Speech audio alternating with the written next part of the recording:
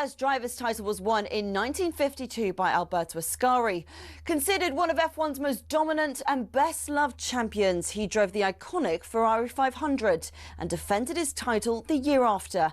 It was Juan Manuel Fangio in his Ferrari 250 who secured the team's next driver's title in 1956. Remember, he was world champion 5 times with 4 different teams. Mike Hawthorne, Phil Hill and John Surtees also won titles for Ferrari in the 50s and 60s, and the cars back then were beautiful, and they even sounded great, didn't they?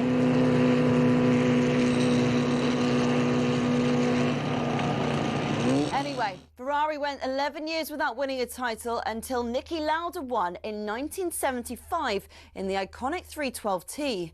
Throughout much of the 80s and 90s, though, Ferrari looked like they'd never go all the way again. Le Professeur Alain Prost came pretty close in 1990, but lost out to his bitter rival and former teammate at McLaren, Ayrton Senna. It was only when John Todt recruited a swathe of staff from outside of Italy, including Michael Schumacher, that the glory days returned 21 years after their last driver's title.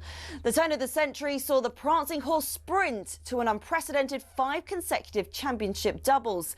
And after Schumacher left, Kimi Raikkonen reclaimed the driver's title immediately. But despite employing 1,500 people, the Iceman remains the last Ferrari world champion. So, 16 constructors' titles, 7 more than McLaren, and 15 drivers' titles, 4 more than, again, McLaren. Ferrari are truly Formula One's top team. Forza Ferrari.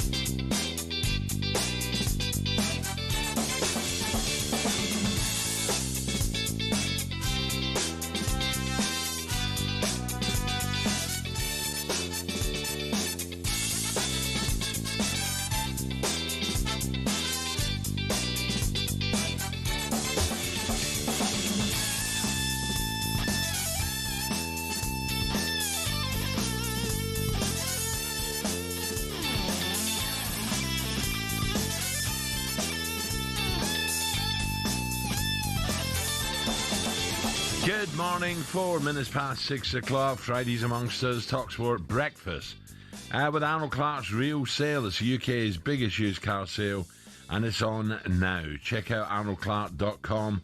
And Ray, double top. What am I talking about? Double top Parlour. How you doing, alongside me. Oh, you're ready. See ya. Yeah, no, I'm looking forward to today. Should be. Ali Pally. Ali Pally. What time are you getting there? 10? Well, I'm going to get there straight after the show, so I'll be there, 11 o'clock, won't I? Are you really? Yeah. Straight after. But it doesn't start till... I don't know what time it starts. It says 12:30. Well, I like to get there early, Al. We'll have a quick one on Yeah. Over the... Well, to be fair, I went there about probably 7-8 years ago, Al, and it was such a great atmosphere. Everybody's having a great time. Every day's been great. Yeah, no, it's really good fun. Do you know what Ali Pally was back in the day? I just told you out there. Yeah, go on. It used to be a racetrack. Yeah. believe it or not. Manchester United, the frying pan, they called it. Yeah, well, the Cliff was a racetrack as well at Man United, where we used to train. My good mate cab drivers just told me that in the back of the. I was coming. And there was a load in Scotland, by the way. I think Scotland had loads, and one of the one cancelled. But it was it's always a good venue, and as I said before, the atmosphere is superb. I can't believe it's still the first round. It's been going quite a while, isn't it? I know. By the way, I hope Kempton talking about cancelling. I hope Kempton, they keep Kempton as a racetrack. There's talking about closing development. And, of course, Harry Redknapp coming on there. He's got the jukebox man. That's got every chance, haven't it? What, third favourite? Yes, but they've smashed into one of JP's. Oh, have they? Ooh. Yeah. You know what that means, Al? Yeah. You know what that means? Brazil. Ain't Brazil again, is it? No. What was I going to say? Have you sorted your table out for Boxing Day, Romford Dogs? Yeah, we're going to go Romford Dogs on Boxing Day, which is a fantastic meeting. It really is. Really good fun. Everybody's in a good mood. I think it starts about 11 o'clock-ish in the morning, so it's a nice, day. We've got a table for 10 now, so look, we'll have a great bit of fun. And we do muck about. We do sweepstakes on the dogs, and you can't beat the dogs. I'll tell you now, it's great. It used to be inside traps at Romford, wasn't it? I think. It's quite a tight track. I mean, Crayford was always the tightest, wasn't it? If you get round first at Crayford. Wolverhampton was the one where it had a bit of grass on the outside. The store was great, but I remember going to Crayford, Suffolk dog, black all over. Yeah. We went there, Bosch had our money down, and he won. It's a shame, really, because a lot of tracks are closing down now, aren't they? I mean, you see some really top. Well, back in the day, White City was a track, wasn't it? Wembley was a track. I was at White City. White City. Was it White City? And Derby. Well, that was Wimbledon as well, wasn't it? Wimbledon, and now I think the Derby now is at the Toaster. I think it is. Yeah, right. The Grand Derby, but it's always a fantastic night out. Less people go now. Right, is there? Yeah. Do you know what the good thing about the dogs? It comes round quick, doesn't it? Every race, 15 minutes in between races. So you lose your money quicker. Yeah, potentially you do, Al. Potentially, but we just muck about. We try and do forecasts and tricasts and all that sort of stuff. Oh, when you're on a roll, it's brilliant. Oh, well, really, what you should do when you go to the dogs is probably stick with the same numbers. Like 2, 4, 6, or whatever you're going to do, or 1, 3, 5, whatever you're going to do. Just always though, you do it always. So 5, 3, 1 comes in, you win. 3, 1, 5 comes in. In my day when I was going dogs, what did you say? Linda Mullins. Did you say? When I was going to dogs. No. What park was you in? Yeah. Where was you? I remember the car. I remember back one called White Van Man. Linda Mullins was the top class. She was top class. She trained in Manningtree Woods, and her son Davy Mullins trains. Between some really good ones. Well, they're still over Romford. David Mullins, and that's where my dogs was with. David Mullins, really good trainer. But there's a lot of good trainers over there, and the open races is good. So that is a really nice day. Obviously, Christmas Day is lovely as well. I enjoy Christmas Day, but Boxing Day for me is the one where you get out. You're going on. Where are you going? Boxing Day. You go out. I'll be local. Yeah, you go on the. Yeah, you go local, didn't you? Yeah. But I used to go with a guy, Barry and David, and we used to go flapping up to anywhere there was a race on we could win. We'd go and you didn't have to tell them who the dog was. You had to work out what dogs, because it wasn't under rules. You used to have a hat on, a scarf on, and so they've come all the way from Ipswich, Yeah. So you had to disguise. When I had a dog, Al, when I had a dogs, if I turned up, you could see the odds changing. Exactly. If I put some money on it, because I've just go from 4-1 to 8-1. So, well. Usually, but it's all on that first bend. Usually, Al. You get around that first bend, off they go. But it's a great day, and obviously the King George will be a great meeting as well when it came to great. And no football as well. Boxing Day is so racing. I think there's only one game Boxing Day, isn't there? Don't think there's any. Well, we used to stay in a hotel Christmas Day night, Al. I think there's one game. I'm sure there is. Is there one, Mr. Producer? Oh, EF. Oh, is it only AFL? Yeah. Oh, okay. Well, there's no games there. But we used to have to stay in a hotel Christmas Day night. McCoy's team got done last night. LA Raiders, is it? They got LA Rams. And he stayed up all night. What was it? It went to Seattle, got them in overtime. How was it? Yeah, I do like American football. I do like watching it. It's I don't think I'd watch it at 4 a.m. though, if I'm being honest. But I don't mind watching it if it's the right time. Well, Viv's not talking to him. Yeah, it's simple as He's that. a kip now. Oh, you stay down there, you're not welcome.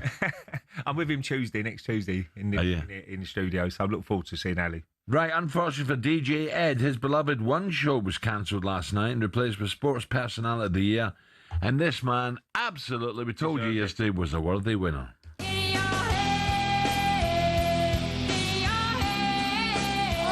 eyes do smile on a St. Patrick's Day. Rory McIlroy, the 2025 Players' Championship winner. I wanted to win an away Ryder Cup so badly. We hadn't done it in 13 years. We have retained the cup.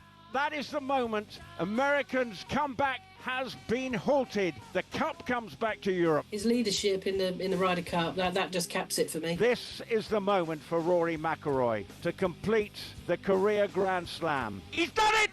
He is the Masters champion. He goes down in his own unique part of history. Fabulous. Well done, him. One of only 6 players of all time, join a list of Ben Hogan, Jack Nicklaus, Gary Player, Tiger Woods, Gene Sara, we're talking about all-time great. I don't know too many sportsmen and women who have a chant which is sung by their own teammates. The Cranberries one, he's in your head, Rory, Rory. In your head, Rory, Rory, Rory. Well, wasn't it the Masters and the Ryder Cup, which is brilliant? Yeah. Absolutely brilliant. Well deserved. Do you remember that last day in the Ryder Cup? They come back, oh, didn't they, my Americans? God. I had a right few quid on as well. Yeah, Please don't do this to You me. always back the Europeans. Yeah, I thought, don't do this. I thought Americans being at home might just do it, and they was coming back in. But it was the first day, wasn't it? What was the last goal? What was the last golfer to win the Sports Personality? Oh. And what year was it? Well, I go back. Oh God, I was going to say Seve, but was it? Faldo? Faldo. Faldo, exactly right. yeah. 1989. Was that really? It shows you, doesn't it? Amazing how many people watch golf, the big events as well. Massive. But, certainly deserves it. What a year he's had. Oh, big style. Right, where are we? Football. London Bridge. Darts as well. Rory's victory the Masters made him the only 6th man in history to complete a Grand Slam of all 4 majors. And at the Ryder Cup, he shrugged off a hostile crowd. They were disgusting, weren't they? To contribute 3.5 points as Europe won it in the States for the first time since 2012. Further wins came at the Players' Championship, the AT&T Pebble Beach Pro-Am Irish Open, before he topped off a stellar year with his 7th race to Dubai title. Loves Dubai. On to the cricket and England's chance of keeping his series alive in the Ashes. I'm afraid are fading. Malcolm Conn said it'd be a whitewash. We laughed. It looks as if he's going to be right. Watching for us is Johnny Norman. Good morning to you guys. Whilst you've been sleeping, Australia have eased themselves into an even more dominant position than they were this time yesterday. England have fought all day, notably at the start of the day when Jofra Archer and Ben Stokes continued their 9th wicket partnership that stretched beyond 100, and it meant that the deficit on first innings when England were finally bowled out was down to 85, but unfortunately that was still, a decent one. They lost Weatherald early before the lunch break. England completely dominated the morning session, but despite losing another couple along the way, 100 going the way of Travis Head, the guy who stepped up as opener, surprised everyone. 2nd innings at Perth, he's now made that position his own. So he's 106 not out, but he was dropped on 99 by Harry Brook in the gully. So it's not all gone England's way today. Johnny, what about let's look. Obviously, you want to show you a collapse, but what about Carey again in there? Carey's had a great series. Oh, brilliant series, yeah. And he came in just as they were having a little wobble. Not for the first time. They lost 2 wickets to 10 runs. Cameron Green caught on the drive, and Khawaja edged behind for 40. Green, another failure for him with the bat. And he basically just got off to a quick start. The tempo was up, and it just meant that they eased past that. Another decent little partnership between Carey and Head, and he was there when Travis Head went past 100. 4th test match in a row at Adelaide. He's gone past 100. He loves batting at the Adelaide Oval. So the lead now, 295.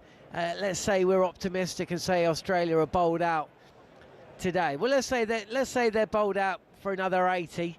So what, are England going to chase down 370? They certainly take it if offered right now, but it's going to be hard for England to bat their way back into this game. Nice one, Johnny. Over to Johnny throughout the morning. Right, coming up, who would be Ray's ideal guest list for a Christmas dinner? We'll find out next.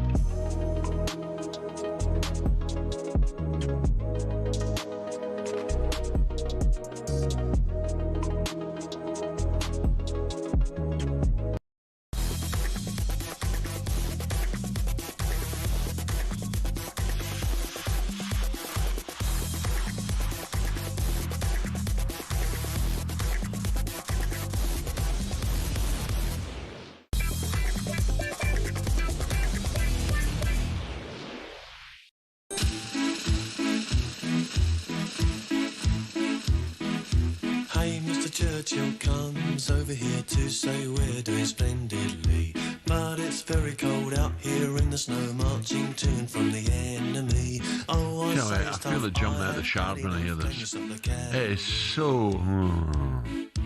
Yeah, I like most Christmas songs, but not this one. Jonah Louie. Oh, dear. Yeah. Jonah, beat it. Honestly. How's it all going on Virgin anyway? Oh, very good. Done really well. Yeah, really enjoy it. Numbers I should are have up, listened so to it last week, but I didn't get a chance, Al. Well, is it your I will do. It's 6 o'clock, innit? 70s? I don't mind. 80s? Yeah. I can listen to it. 6 o'clock Saturday night. It's good. Well, I like it because my type of music, you know. Not because I'm doing it. This is talkSPORT Breakfast. Ray Parlour alongside me 6 days until the big one. It's Virgin Legends, by the way. Ray, you've done your shopping. What have you still got to buy? Plenty or not? Oh, well, my missus is being asleep now. My daughter does it all for me. Does she? she's a diamond. I say, oh, there's the card. Can you just? Well, you've got Sue Ellen a diamond. No. She's a diamond. My daughter. For doing it. But she orders it. You got a right knee pad on? This day and age, it's like you can just all do it online, can't you? That's what she does. Oh, really? I know it's wrong. I know. But it's just getting the time to walk around the shops. I don't really like walking around the shops if I can help it. No. So. Hold on, she does it all. That's a nice new. And she wraps it up for me. Dinner jacket you've got on there. You didn't buy that online, did you? No, I didn't. That's Bill Dicky, isn't it? Yeah. Little Louis Shates, which is good little shopping there. I was in there yesterday buying a few bits, but no, I do really like it. I mean, we don't go too mad, Al. I mean, it's more for children, isn't it? I love Christmas when you've got young children. I'm sure there's lots of people out there. Oh, your grandchildren would they'd be so excited now because it's the right age, you know. And I'm sure people out there when they're about 3 or 4, when they know. And what we did with my oldest daughter, she's 30 now, but she used to love a dummy. Nobody can't get a dummy out their mouth. They're addicted to dummies. So how we got rid of the dummies was, I don't know if your granddaughters or... I don't think there's as much now, is it, dummies? But years ago... Take them home with you. Right. So we said to her, she was about 3 years old, which she shouldn't have a dummy anyway at that age, but we said, leave all your dummies by the fireplace and Father Christmas is going to give you loads of presents and he's going to take all your dummies away. So anyway, after the next day, where's my dummy? I said, no, Father Christmas has got your dummy. You have to wait till next year now to get your dummies back if you want them. And probably after a month, she forgot all about them. And that's how he got rid of them. So a lot of people out there, if you can't get the dummies out the little ones, there's a little trick for you to get rid of them. Let's take a look at today's back pages with our good friends Tesco Mobile for Business. Back page review on talkSPORT with Tesco Mobile for Business. Are you a small retailer? Get business phone bills for up to 40% less than the big mobile networks. For terms and verification, visit tescomobile.com/business. So, Masters Shaban's not very well today. Oh, she's not well. I think it's a lot of it around, Al. You should have heard her sister last night. Yeah, she's not very well. Yeah, there's a lot of her around, but... Look, if you're going to get ill, you want to get ill now for a few days. But I had a flu jab and it's knocked me back a wee bit. Well, they put stuff into you, didn't they? Yeah. A flu jab. I don't really have one. Yeah, but it's going to listen. I don't like the jabs. Where we are southeast. I know you should have them, but we're okay at the moment. But it's coming. Don't worry. You got a lot of fresh air around your area. Earl. Yes. How about that? Master champion Rory McIlroy plastered all over the papers. Back the Times. Rory wins Spotty at last. The Sun, Rory is Spotty champ. The Mirror, Rory takes the glory. And in terms of football, the back of the Sun, no excuses. Ray's former teammate and Arsenal all-time leading scorer Thierry Henry has told Mikel Arteta, of course, that injuries are not an excuse and that they must win the Premier League this season. He said, injuries, the busy calendar, let's not talk about it. Everybody has their own problems. I totally agree with Thierry. I don't know. I mean, one thing you can't argue with is the signings they've made. I mean, they spent so much money on good players coming into the club. So I think every single position he's got a backup. I know they've got a lot of injuries at the defensive area at the moment, but as you said before, lots of other clubs get injuries as well.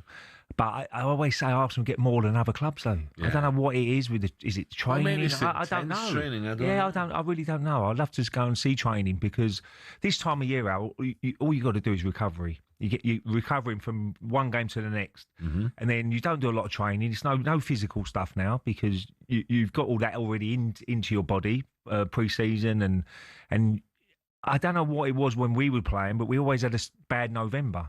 November was a bad month for us. Yeah, you've said that a few times. Yeah, and then we got it going again over the Christmas period. And after the New Year, we was flying again. But that November is always a tricky month for us. So they're through that, Arsenal.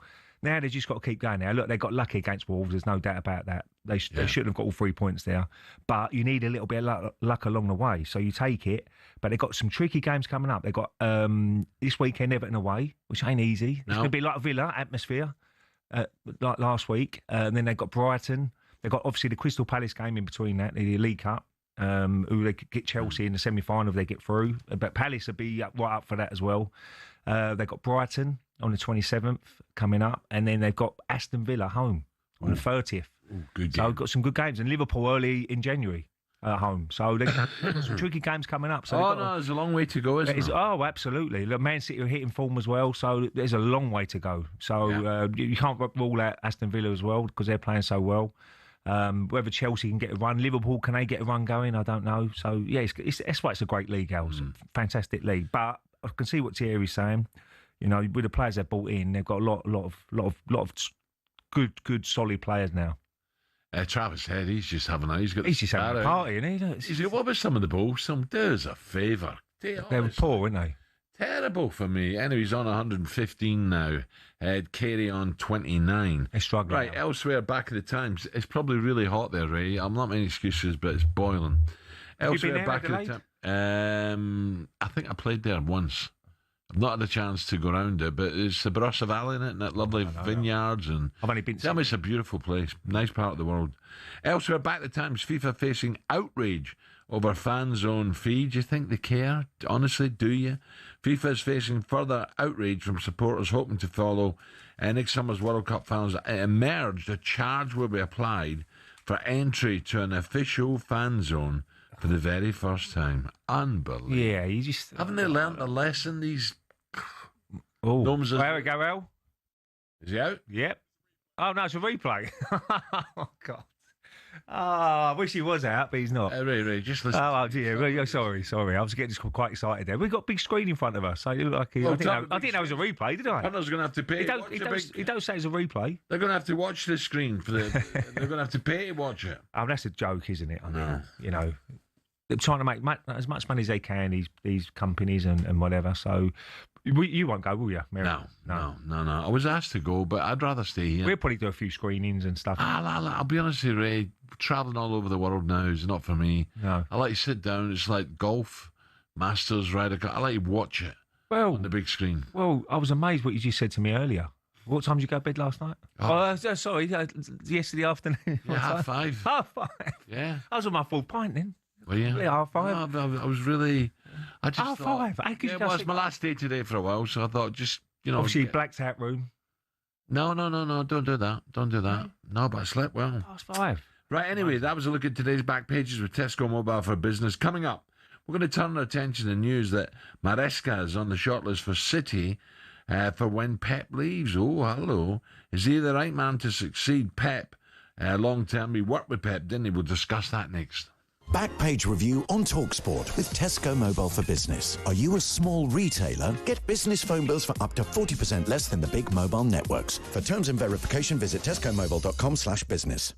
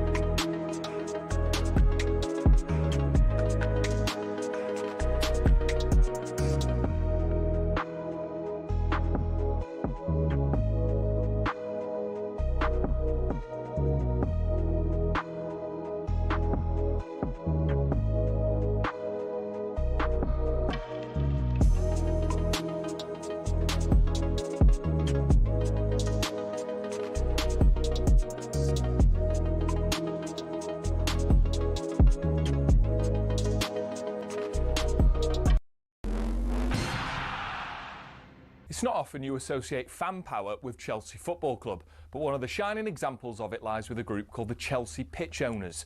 And they've proved to be the thorn in the side of owners past and present who've been dead set on moving stadiums to a larger, more lucrative piece of land. Essentially, the supporters group holds the freehold to the land on which Stamford Bridge sits. Former owner Ken Bates set it up at a time where some unruly property developers tried to evict the club from their ground. In order to prevent this, he established the CPO as a company that owned the pitch and offered the fans the chance to buy a share for £100. As well as that, they also own the rights to the name Chelsea Football Club, so if any owner wants to take them elsewhere, they can't be called Chelsea without the approval from the CPO. Now, in 2011, Roman Abramovich tried and failed to move them away from Stamford Bridge, and this has set a precedent for Todd Bowley and the current power brokers at Chelsea. They know any plan which involves moving from Stamford Bridge will require CPO approval from the now 13,000 fans who own it. There are fans who are concerned that if they stay at the bridge, they'll be left behind their domestic and European rivals who are moving to more commercially successful stadiums. But for the heritage and history lovers, Stamford Bridge is one of the iconic English stadiums, and to move away would be a grave mistake. It might not be as flashy as others, but stadiums like it have something about them that cannot be replaced. One thing's for sure, if Bowley wants to take Chelsea away from their home, he'll have to go through the CPO first.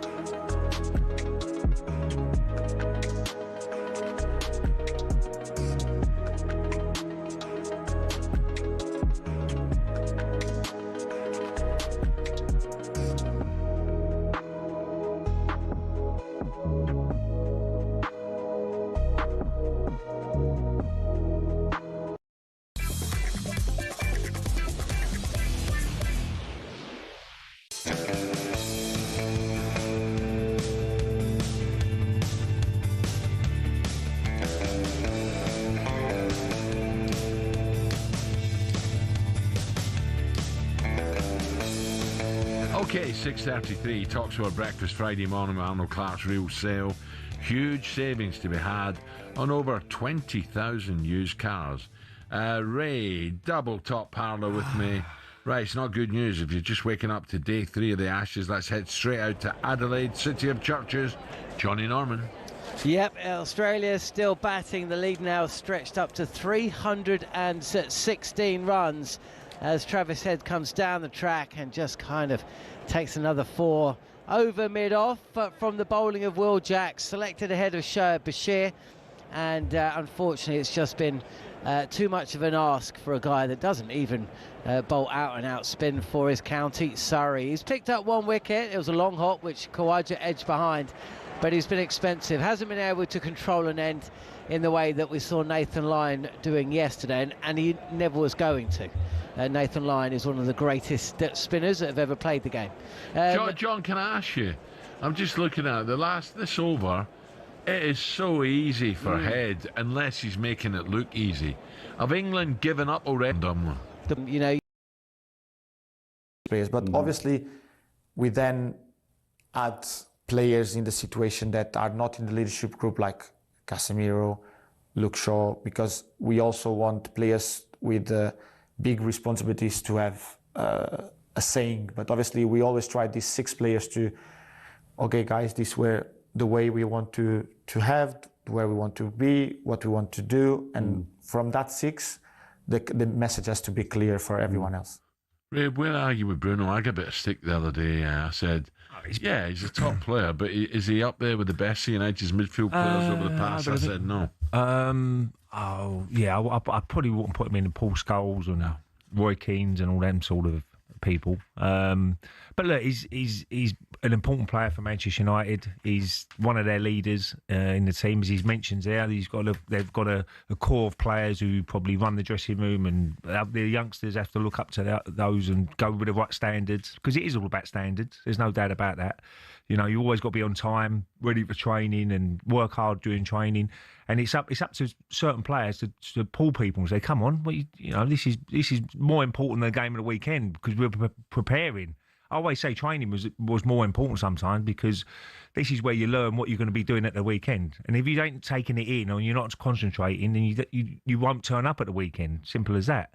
So that's what he's trying to say there. But yeah, look, I mean, the argument was probably, does he turn up in the big games for Fernandes? Does he do enough in big games? Does he, dictate that midfield in big games? But I think I've got to go by Man United supporters, what they think, because they watch him week in, week out, and they know exactly what he's bringing into the team. Well, and he does score goals, he does get assists. I feel we've been talking about United all year, and yet I look at the table, Ray, and if they were just to put a little run together, yeah, of course. Out of 5 games, win 4, draw 1, they're right up there. Well, third, they could be pressing Villa for third. Well, you look at it, they drew with West Ham, didn't they, at home, when it was winning. Again, against Bournemouth the other day, 2-1 up half-time, go and win the game. And that's another 4 points. They would have been on 32, a point behind Villa. If they can get wins there. So they've got to turn the draws and see games out a little bit better, Manchester United. But look, they're only 2 points off Chelsea in fourth place. And that is a big season for Man United. If they can get top 4, Champions League football next year, that is a big season. I agree. Big season for Man United. You mentioned Chelsea there now. So, where was that? Chelsea boss, right? All over the papers this morning. City eyes on Enzo. I think Ray's got a good point in a minute, right? Chelsea boss Enzo Maresco is on City's shortlist to replace Pep Guardiola with fears that he could walk away in the summer rather than see out the final year of his contract. Ray, you've got someone in mind who might, if it's another... Maybe it's too early, but maybe one more year it would be who? Yeah, I would look at it and I think it'd be perfect for Manchester City would be Vincent Kompany. I know he's at Bayern Munich, massive club, Champions League, but Man City's, they'll be competing going forward, for the Champions League, titles and all that sort of stuff. He knows the area. He's been there more or less all his career, Man City, and he knows the people. So I think... I'll be honest, when he got the Bayern job, I'm like, huh? Yeah, I mean, he's got better players now, isn't he? He's got better players to deal with. I know what Bayern probably looked at was Burnley. When he was there, he was trying to play the system which he hasn't got the players to do. Yeah. And he's kept with it, playing out from the back and all that sort of stuff. He went to Belgium with a team of youngsters, didn't he? It was a young side in Belgium. You've got to know your players. You can't play out from the back if you haven't got the right players to do it. And I think he tried to stay with it and it backfired on him. Maybe you had to play a different sort of way when you got different sort of personnel. But he's got to Bayern Munich and obviously he's got more quality that they can play it from the back. So Man City be the same. They've got more quality. So he might fit in perfect for that. But Maresca, I don't know. I don't know what how strong that rumour is that he go to Man City. But it's all Pep Guardiola. You know, how long does he want to stay for? Simple as that. I mean, he's got another year. Let's get more on this with the host of Chelsea Fan TV. A very good morning to Alex Harris. Alex, morning. Morning, Alex. Good morning. Thanks for having me. Alex, a few Chelsea fans are mixed reaction to Maresca. Can he take you to the top? Yeah. Others say no. What's your feeling on this, Alex? The guys you're talking to who watch the games, is he a hit or a miss? You know, the way I look at it is you've got to work with what you've been given as a manager, and Maresca's not been given the best squad in the world. We've got to be honest. We've been given a young squad with potential. What have we got from that? In year 1, 2 trophies and top 4. So every single box that I wanted ticked as a bare minimum and more, we got from Maresca. So that's number 1. So if you don't give him a little bit of credit for that, I automatically assume, to be honest, that a lot of people have an agenda. And I didn't feel this way last year. I felt like he was uninspiring. I didn't understand why we brought him in. I thought the football was boring, and I was proven wrong, and I accept that. And now I look at Chelsea, and I was in Cardiff, and I was so glad to see the support from the away end and the embrace for the manager. That was the first time since probably Southampton away last season, which was exceptional, when I really felt like there was a lot of love for Maresca, and that's when we were having the title conversation. This year's different, and I'm glad that there are enough fans out there who are smart enough to see that we're probably not going to win the league, but also we just don't have the players to do it. So this is a manager. Players where, Alex? At the back? Sorry, what's that? Players, you said that we don't have the players to do it. Where are we talking about? Are we talking about defensively, centre-backs, or where? Well, you look all over the pitch, and you have to admit, I mean, I love Robert Sanchez, but he's made a lot of mistake. You know, I love Cucurella, I love Reece James, but then we lack centre-back depth. Up top, I like Delap. He's not going to win you a league. So, yeah, we've got good players. We have some top players, especially in that midfield, and obviously Esteval coming in, Palmer. No doubt about it, the recruitment's been good in some sense, but it's the cherry on top. And that's the thing. People look at Maresca and they want to talk about whether he can replace Guardiola. I want to flip the switch. If you put Guardiola in Chelsea, I think he'd struggle. I really do. And I think Maresca deserves a lot of credit for how he's been able to mature this young side and get us to the stage we could even have this conversation about Chelsea being in the title race, winning the Club World Cup, competing with the likes of teams that are signing ready-made players that are ready to win straight away. And I'm looking at how we've developed, and I think we're on an upwards trajectory. We finally have a manager that, under Clearlake, has brought a level of stability. And if he leaves, this is on Clearlake's head. And this is how I felt about Pochettino at one point. I knew we weren't good enough, but now I think we've progressed massively.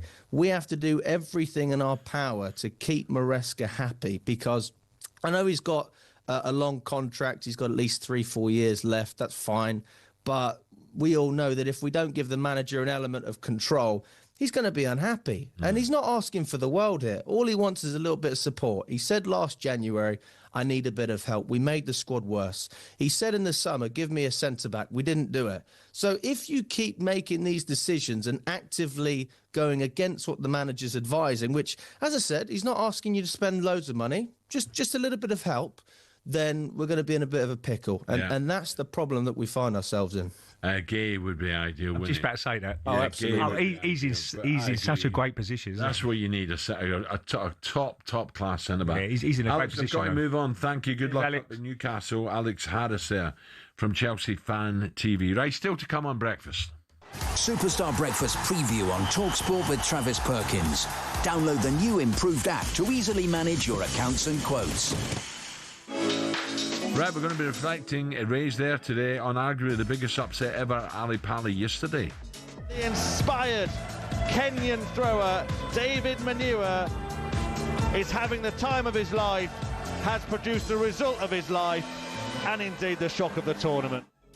Yeah, there you go. David Manure has never even, he's never left Africa before, by all accounts, but yesterday came from 2-0 down to beat the 18th seed. This is incredible. Mike de Decker, with the help of the lucky Wasp. And Arsenal fans were taking your calls this morning. Thierry Henry has told Mikel Arteta that injuries cannot be used as an excuse this season. So is it win or bust for Mikel now? 03717 22 3344. That's the number. Give us a call on talkSPORT. 6:45. Superstar Breakfast preview on talkSPORT with Travis Perkins. Get free next day track delivery. Head to travisperkins.co.uk or download the app.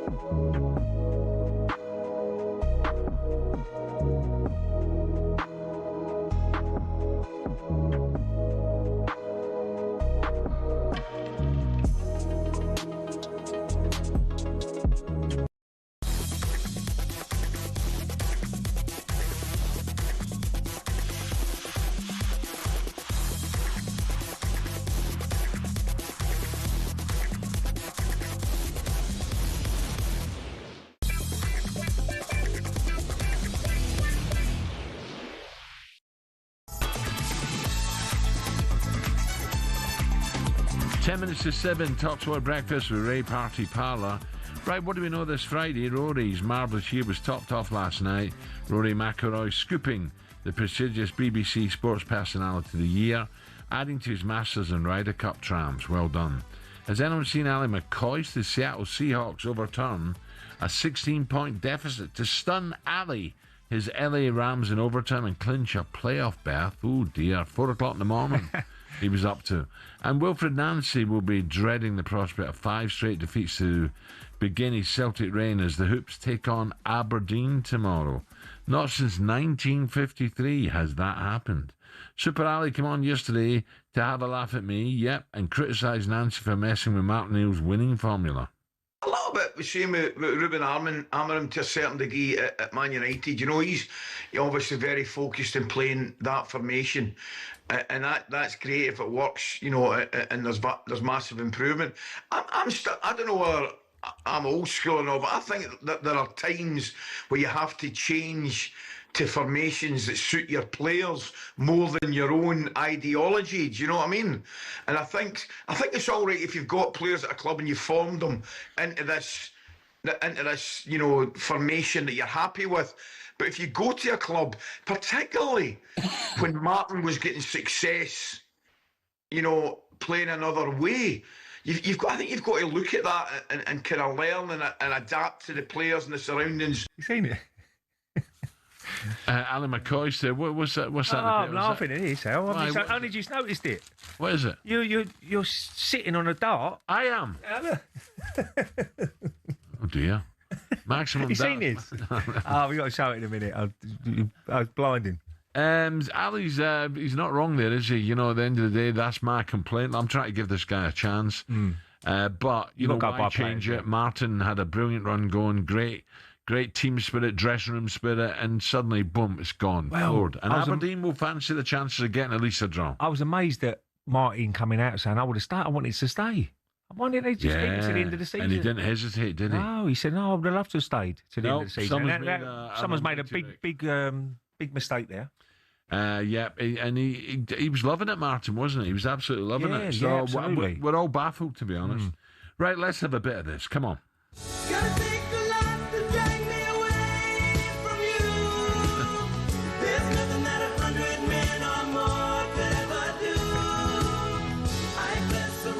That's nice. My producer said the reason why they picked you on the dart, Alan, is because you look like a dart player. Thank you. Well, it's a good picture. You should be very proud of that one. Oh, really? Kenya's David Meunier says there's been a crazy reaction, in his home country, to shock victory over world number 18. By the way, that's good. Number 18 is you're a good player. Mike De Decker, known as Double, at the PDC World Championship. The 30-year-old works full-time as a vet and has made his first trip outside Africa to compete at Ali Pali. But he's through to the second round despite being 2-0 down in sets in a race to 3. He spoke to Sky afterwards and said this win is a huge victory for the whole of Africa. This is a very big moment for the sport itself, for Africa, for the Kenyans. And if I'm doing it, they can do it. We can do it. That's brilliant, man. Straight away, everybody be following him now. Oh, he'll have the whole crowd behind him every single game he plays now. Well, who knows how far he's going to get, but certainly that second round game, it's going to be all. And he's a vet over in South Africa. That means he came over first class. See how much they charge now, vets. Oh, righty. There was also history earlier this week with Nitin Kumar being the first Indian player to win at Ali Pali. Ray, do wins like this show just how darts is getting bigger? Absolutely. And you got to give credit to Barry Hearn, who's really put it on the map. It's just bigger than football at the moment. Oh, it's massive. Don't get me wrong, Luke Littler has really took it to another level. With youngsters getting involved as well, and I'm sure that every 16-year-old, 15, 16, we're looking and going, can I be a Luke Littler now? Because you know what he's achieved so far in his career, and it's massive now. You can't get tickets for this Ali Pali. It's packed. How come you're going today? Well, I'm going. Yeah, it's a charity event, Alan. You can't get tickets, but I can't wait to get there. But it's a situation where all around the world you can see that people now are playing darts, and it's a simple game, isn't it? When you think about it, it's not expensive. it's not expensive to play. Correct. You've only got to get a ball and darts, which is pretty reasonable these days. And then you can. It's all about practice. Then and you get better and better as you practice. I was getting good at one stage, and I was playing a lot in my back garden. But I haven't played for a bit now. But look at Dino. Dino will be on that tour soon. Don't worry about that. Like he's playing. Dean Saunders. Back to back. talkSPORT. Last night, 3-time world champion Van Gerwen. Now, he's the one who could maybe upset the two Lukes, maybe. Well, he's obviously massive in... Barneveld was the man, wasn't he? Yeah. The Dutch, and that's where probably Van Gerwen... Barneveld's out now. Well, that's how he got into it, though, probably. Watching... That's what it's all about. So, Van Gerwen into the second round. Well, in action today, the likes of Bo Greaves. Nathan Aspinall, he's a good guy. Remember, he's a great guy. Obviously, he's coming on later, isn't he? So he's really put himself out to come on, because you've got to focus. You've got to be... people have routines and whatever, but he's coming on at 8:30, so he's doing us a favour, Al. Yeah. Well done, Nathan. I look forward to it. He joins us later this morning, and he's Ray's favourite player. Australian player Tim Pussy has qualified for Ali Pali, but has been forced to abandon his naughty pet name, the Magnet. What can he rename his the Magnet at the moment? But he's not allowed to use that. Oh, I don't know. What do you reckon now? You get us in trouble here. Galore, doubles galore. Trebles something galore. like that. You get us in trouble here. Spiky. Whoa. Baldy. The Brazilian. Baldy. There's a couple of other I could have said, but obviously we can't. Like what? No. Oh, no. Over here, you hear Mr. Pussy in action tonight with every game from Ali Pali over on talkSPORT 2 and reaction and player interviews on the talkSPORT Darts YouTube channel. Ray's dressed in black. Does that mean it covers the spillage up well? Well, yeah, there's a little bit of that. Let's head over. Do we have to? Oh, God. Let's head over to Adelaide and round up what's been a shocking day for England in the Ashes with Johnny Norman. It has been a shocker. This has been another punishing day for England, with Travis Head going past 100 in second innings, 138 not out. And Alex Carey, again, 50 for him. A partnership of 116. Just when England thought they might have just prized open the door, 2 wickets for just 10 runs. Khawaja and Green going shortly after the tea break, but not to be. Disappointment, all of this after Ben Stokes and Jofra Archer both hit 50s in a partnership of 105 for the 106 for the 9th wicket. England whittling away that deficit to 85, but despite the early wicket of Weatherald, Australia continued to march towards 3-0. Was Malcolm Conn right? Starting to look that way, isn't it? 350 lead, 2 days to go, and thunderstorms forecast for day 5. It could get worse before it gets better for England. Coming up, Johnny, thank you. Coming up, turn our attention to a huge weekend of Premier League action as Everton take on Arsenal tomorrow. Ray thinks this is a real tough game. It's live and exclusive on talkSPORT, 2 minutes to 7.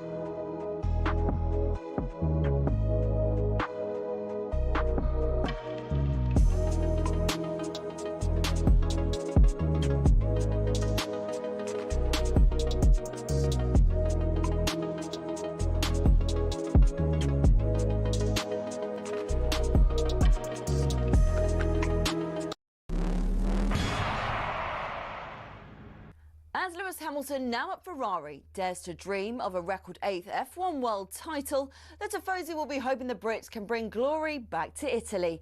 To many, Ferrari and Formula One are inseparable. They're the only team in the sport today to have competed in the first World Championship in 1950, are the most successful team in history, and have built some absolutely gorgeous cars. Their first driver's title was won in 1952 by Alberto Ascari. Considered one of F1's most dominant and best-loved champions, he drove the iconic Ferrari 500 and defended his title the year after. It was Juan Manuel Fangio in his Ferrari 250 who secured the team's next driver's title in 1956. Remember, he was world champion 5 times with 4 different teams. Mike Hawthorne, Phil Hill and John Surtees also won titles for Ferrari in the 50s and 60s, and the cars back then were beautiful, and they even sounded great, didn't they?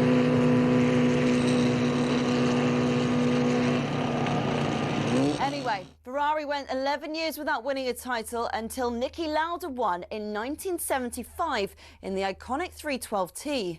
Throughout much of the 80s and 90s, though, Ferrari looked like they'd never go all the way again.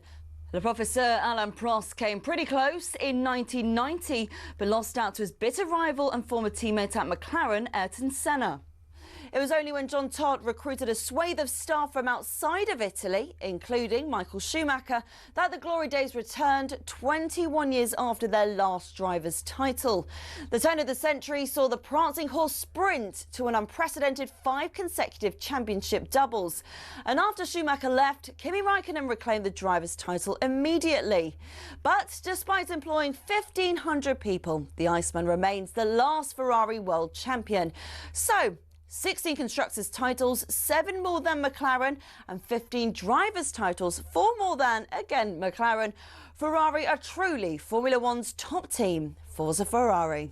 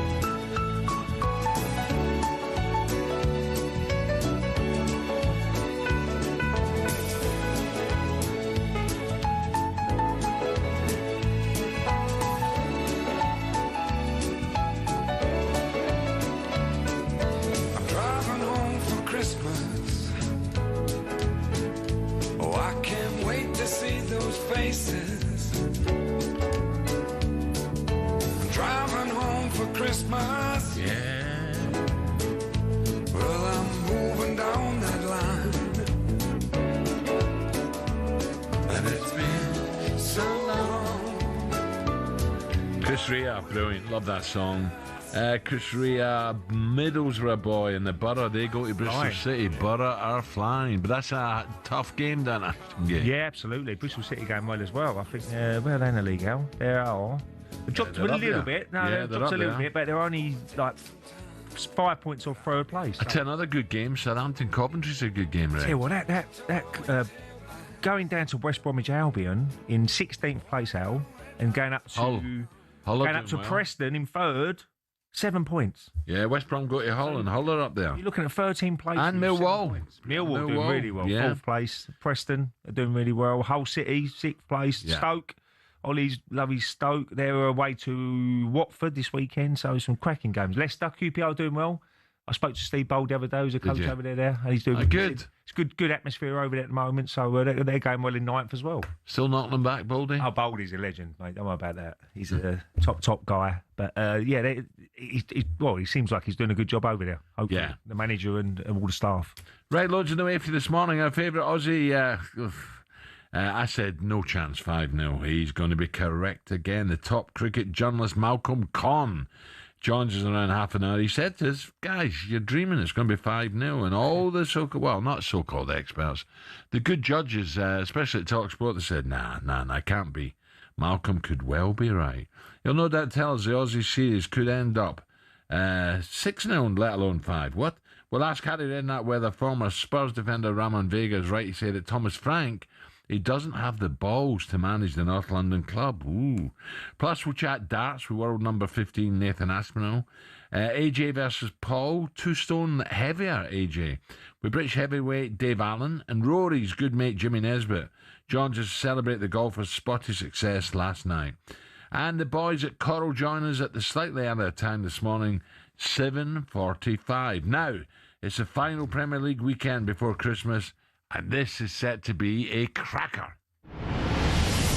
talkSPORT have got a Christmas special for you too this year, and we're into that most wonderful time of the year. It's an arcing one in towards Bruno Guimaraes. It's a brilliant header and a brilliant goal. Cool as ice. Cole Palmer does it again. Droopy inside the penalty area, left-footed shot into the far corner. It's 4-4. Welbeck with a header, 1-1. Xhaka deflected, and in. Wolves will be bottom at Christmas and are certain for the drop. Schade, he's in, he scores.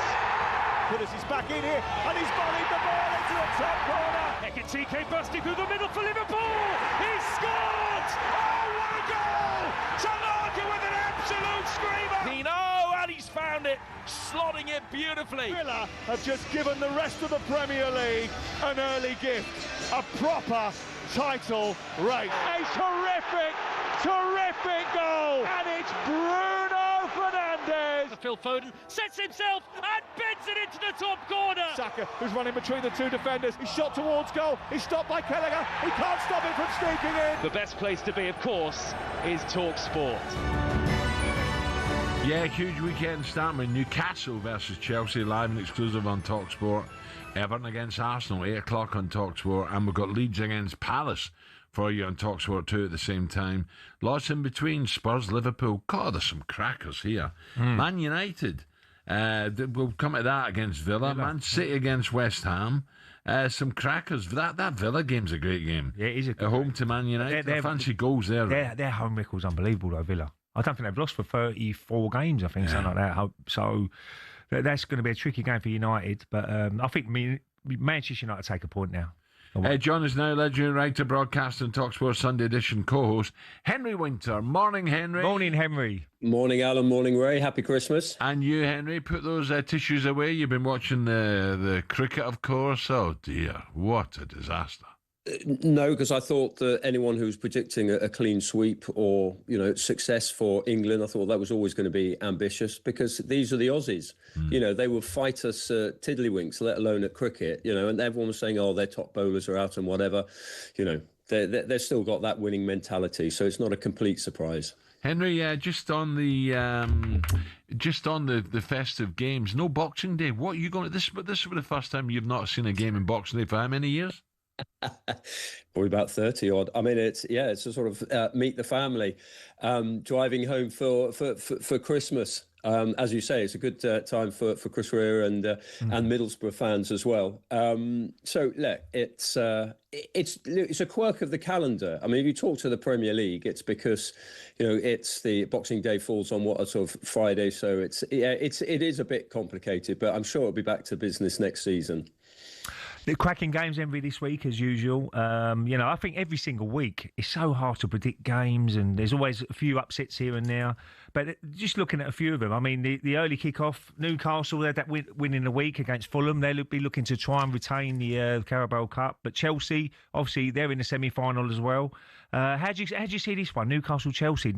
Newcastle being a home favourites?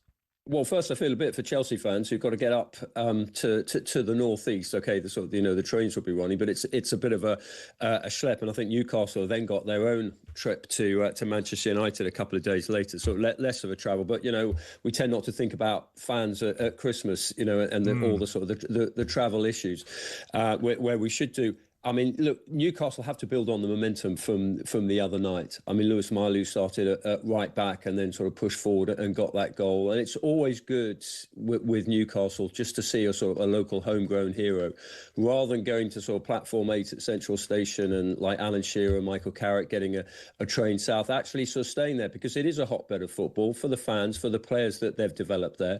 You look at the great boys clubs, they've got there, Cramlington, Wallsend, places like that. And, you want sort of star signings to come in, like Johan Visser and Nick Voltemade, who look like it could be really interesting, sort of 10-9 double act, but also homegrown kids to come in. And also, not necessarily be sold like Elliot Anderson was for PSR reasons. So, yeah, look, they've got a great manager in Eddie Howe, but they need to sort of build on that last gasp winner the other night.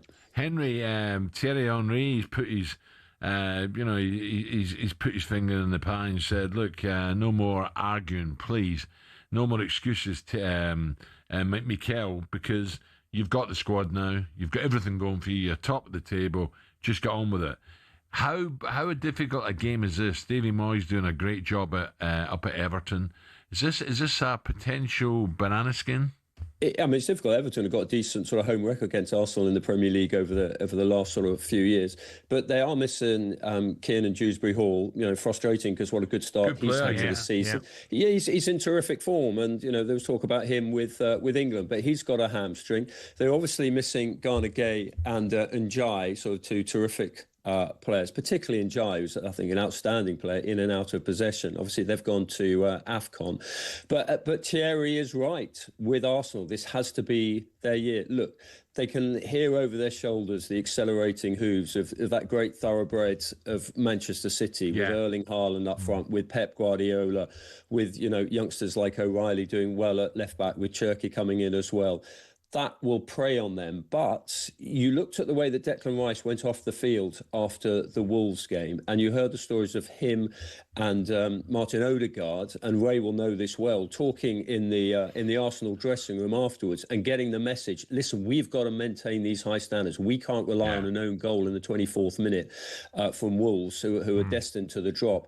We've really got to start delivering. But Thierry's right. I mean, you look at the strength in depth, you look at the Arsenal substitutes bench, and, Martinelli can start. Or, if Eze's not around or doesn't play on the left, Trossard's been terrific, whether he's come off the bench or whether he's started. If Saka is sort of ebbing and is tired late in the game, Madueke, England international, can come in there. Gyökeres, obviously, they're hoping that sort of he starts and that, and starts getting his old form back. That could be a nice battle between him, Tarkowski, and Michael Keane, bit of an old school battle, that. But, if he's not playing, they've got Mikel Merino who can play in there. Gabriel Jesus is coming back. Havertz has You're right, Henry. No excuses. Yeah, spot on. No excuses. Henry, just a quick one on all of a sudden this Pep situation. You mentioned the galloping Man City chasing the Arsenal. We're talking about Maresca being mentioned, possibly going back to City and taking over, or going to City. Company, Ray mentioned, I think is a good shout. What's happened here? What has Pep said? Why are people now saying, this could be his last season, or maybe before?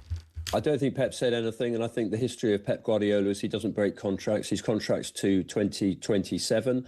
I think maybe it's to do with issues at Chelsea, and Maresca, who's a very good manager. We've seen what he's done at Chelsea, and he's being linked with other jobs. I would be surprised if there's any sort of imminent movement. And Ray is completely right, is that Vincent Kompany will absolutely be in Manchester City's thinking. And look, elite clubs, elite organisations have succession planning. So whenever Pep leaves, whether it's next summer, probably 2027, it makes sense if they know who they're going to bring in. Yeah. Amy, I've got to ask you about quickly on Thomas Frank as well, Tottenham. What is it, a mixed bag really with the supporters? Because some of the results have been awful against Forest. They was awful. But, the home form was really baffling because they've got to try and make the Tottenham Stadium like a fortress, haven't they? And I think teams enjoy going there because it's a magnificent stadium and I think they enjoy going to it. But Liverpool go there this weekend again. Is he under a little bit of pressure, Thomas Frank? He is under pressure, but he'll be putting himself under pressure. I think what Thomas Frank has got to work out is that, going from Brentford to Tottenham Hotspur, there is 5 times the scrutiny. There's a different expectation. It's not simply about the results. It's about how you do it. And Tottenham, it's to dare is to do. The game is about glory. It's a certain style, and Tottenham fans want to see a bit more of a balance. They don't want the sort of, the crazy football of Postecoglou, but they do want to see attacking. They could do with some of their injuries being sorted out, particularly at centre forward. But look, Thomas Frank is a good manager. He was being linked with so many of the top jobs. Tottenham's obviously one. He's got his chance, but he's got to work out what is the Tottenham way of doing things, realise that, accommodate his own slightly more cautious strategy to that, and go for it a bit more. Yeah. Henry, listen, if I don't speak to you, Merry Christmas. Yeah, Merry Christmas, Henry. Thank you. Keep Happy up Christmas, the great work. guys. I'm sure you'll be celebrating in style. We'll try. Thank you, Henry Winter there. So, just to clarify, there's one Premier League game out, which was... Yeah, I thought there was one. I said there was one game. So there is one shot game me down. On Boxing Day. United against Newcastle, but still a lot less than the traditional Boxing Day. Why is that? What time kick-off is that, Alan? I think it's 8 o'clock, I think. Up next, we cross to Miami and build up to the fight that's been branded a bit of a joke, a freak show, and potentially a dangerous fight. Jake Paul against AJ early tomorrow morning, and we bring you everything you need to know. That's coming next.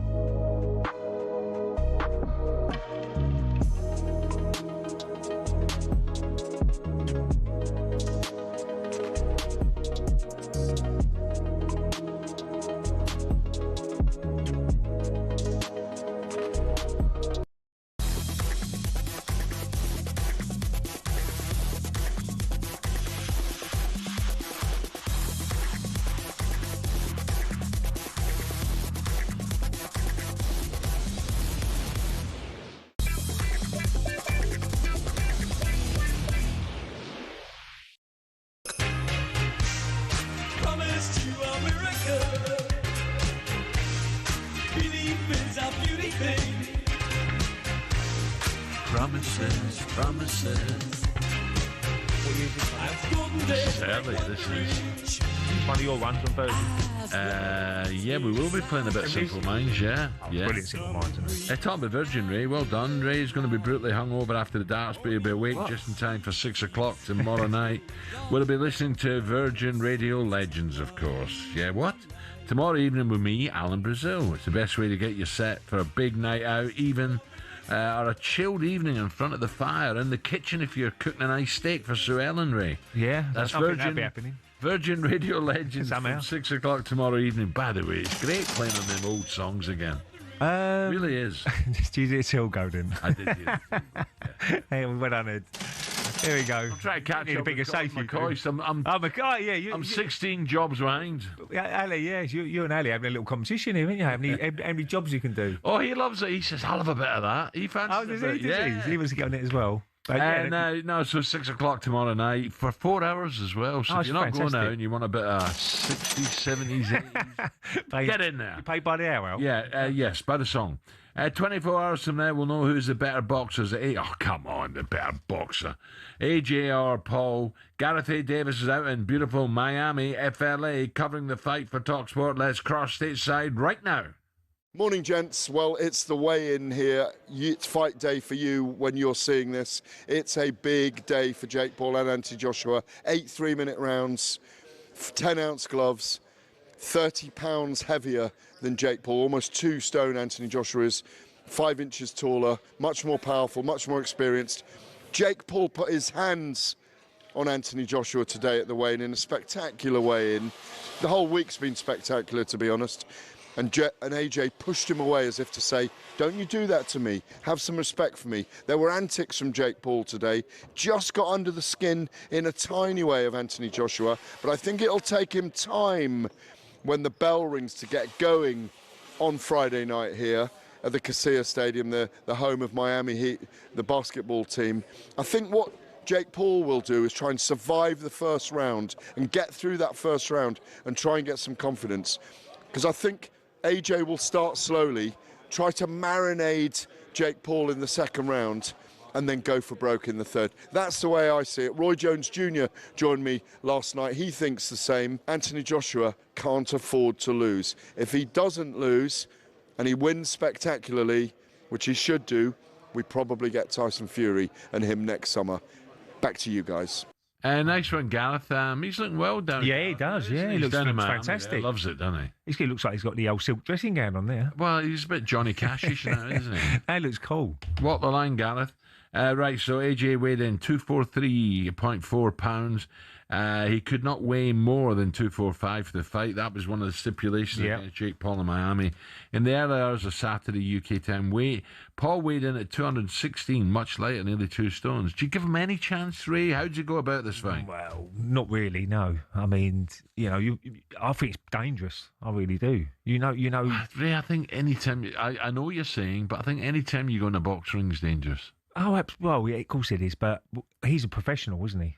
Jake Paul, no, look, disrespect. Oh, but he'll be training. Training like a professional. Yeah, I'm sure he is. He's got all the right people around him, helping him along the way. But I think if Joshua really comes out that first round, I think he knocks him clean out straight away. Could do, but what if Paul? Or is it? What if Jake Paul goes from the first bell and somehow catches him? It'd be embarrassing if he does get knocked down first punch. That's over. Well, it's a situation where you want it to go on for a little bit just for the spectacle of the but Joshua should win, and there's no way back for Joshua, surely, if he loses this. No, there isn't. It's over. No, it's not over for him. But look, don't get me wrong, he's got £50 million for doing it, and I'm sure. I mean, it's sometimes it is all about money. You boxing is as much as you want to be one of the best. Eddie said yesterday, Eddie Hearn says, "Why have you taken this fight?" And he said, "The first money." Yeah, of course it is. Yeah. And that's what they go into the ring in the first place. At the end of the day, you want to. Matchroom is a business. It's not a bit of fun. It's not. It's a business. You're putting your life on the line, and you've got to get well paid for it, and that's what he's doing. And you don't knock him for that at all. I mean, if someone comes up to you out on £50 million to get in a boxing ring with a YouTuber, you're not going to turn it down, are you? No. Gareth also sat down with former undisputed world heavyweight champion, I love this guy as a fighter, Lennox Lewis, who told us Paul deserves credit for taking this fight against AJ. It is bizarre. I didn't think the fight was going to happen. I got to give it to Jake Paul for actually taking this risk, because he doesn't have to take this risk. But, you know, after boxing for a while, people start feeling themselves, and obviously he's feeling himself, and he feels that he can beat Anthony Joshua. It's a lot different when you're in there. The guy's 6'7", punches, you know, hard. He's got a great 1-2 combination, and not many people have stood up to it. So I don't think he can stand up to it, and what makes him think he can stand up to it as well. And look at that picture there. For people who can't see the audio, the visuals, and he's lost so much weight, Lennox, hasn't he? But then, do you see him put his hands up? His hands are massive. Yeah. Gareth A. Davis looks bigger than Lennox. He has lost loads of weight, but I forget what show it was. I was doing a show, not breakfast show, something else, and I interviewed Lennox. Oh, he's one of the best heavyweights. He was fantastic. Back in the day, wasn't he? Yeah, what a fighter. You're right. Brilliant. Absolutely So brilliant. for all the best build-up, AJ versus Paul, as well as everything else going on in the fight game, check out the Toxing, where am I getting that from? The boxing YouTube channel on talkSPORT. If you love your boxing, this Sunday, Lagos hosts Chaos in the Ring, headlined by Coley, and a stacked card featuring heavyweight stars David Adelaide, former Olympic champion Tony Yoka. Watch this Sunday only on DAZN. Right, 7:28. Boxing update on talkSPORT with DAZN, the global home of boxing. Sign up now at dazn.com/boxing.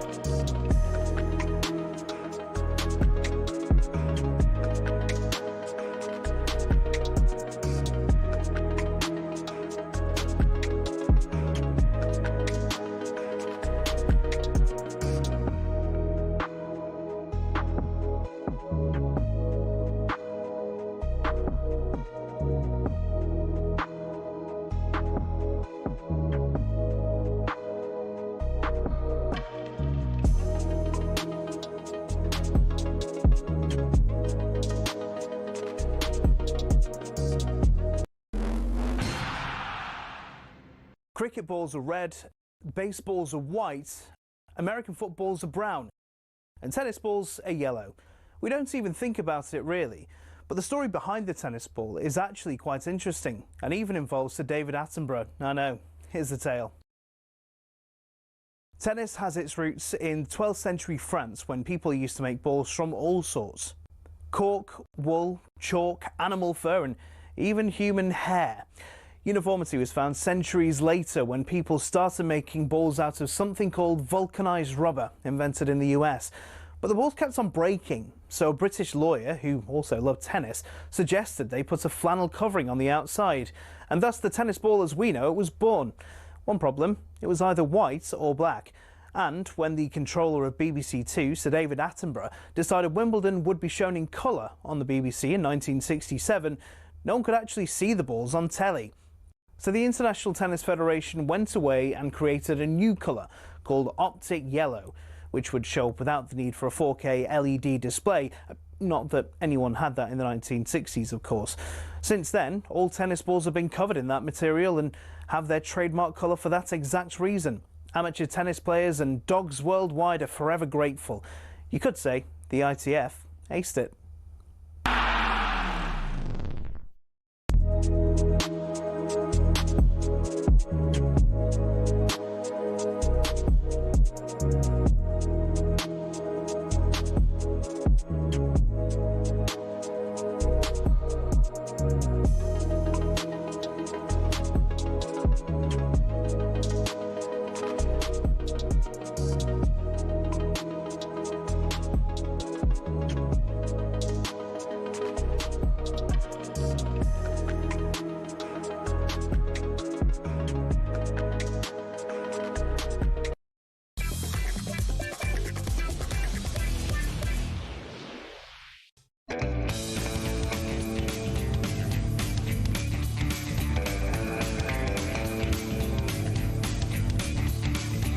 Okay, 7:34. Here we go. talkSPORT Breakfast with Alan Brazil and Ray. Double top parlour. Arnold Clark's Real Sale.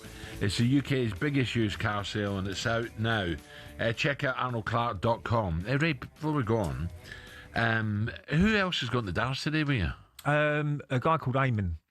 Oh, so there's no other talkSPORT presenters? No. Eamon and a few of his pals. So we're meeting in the pub around the corner. I don't know what one, but one of the pubs. And then we're going to walk up to the afternoon session now, which I'm really looking forward to. I haven't been for many years. You're not staying on?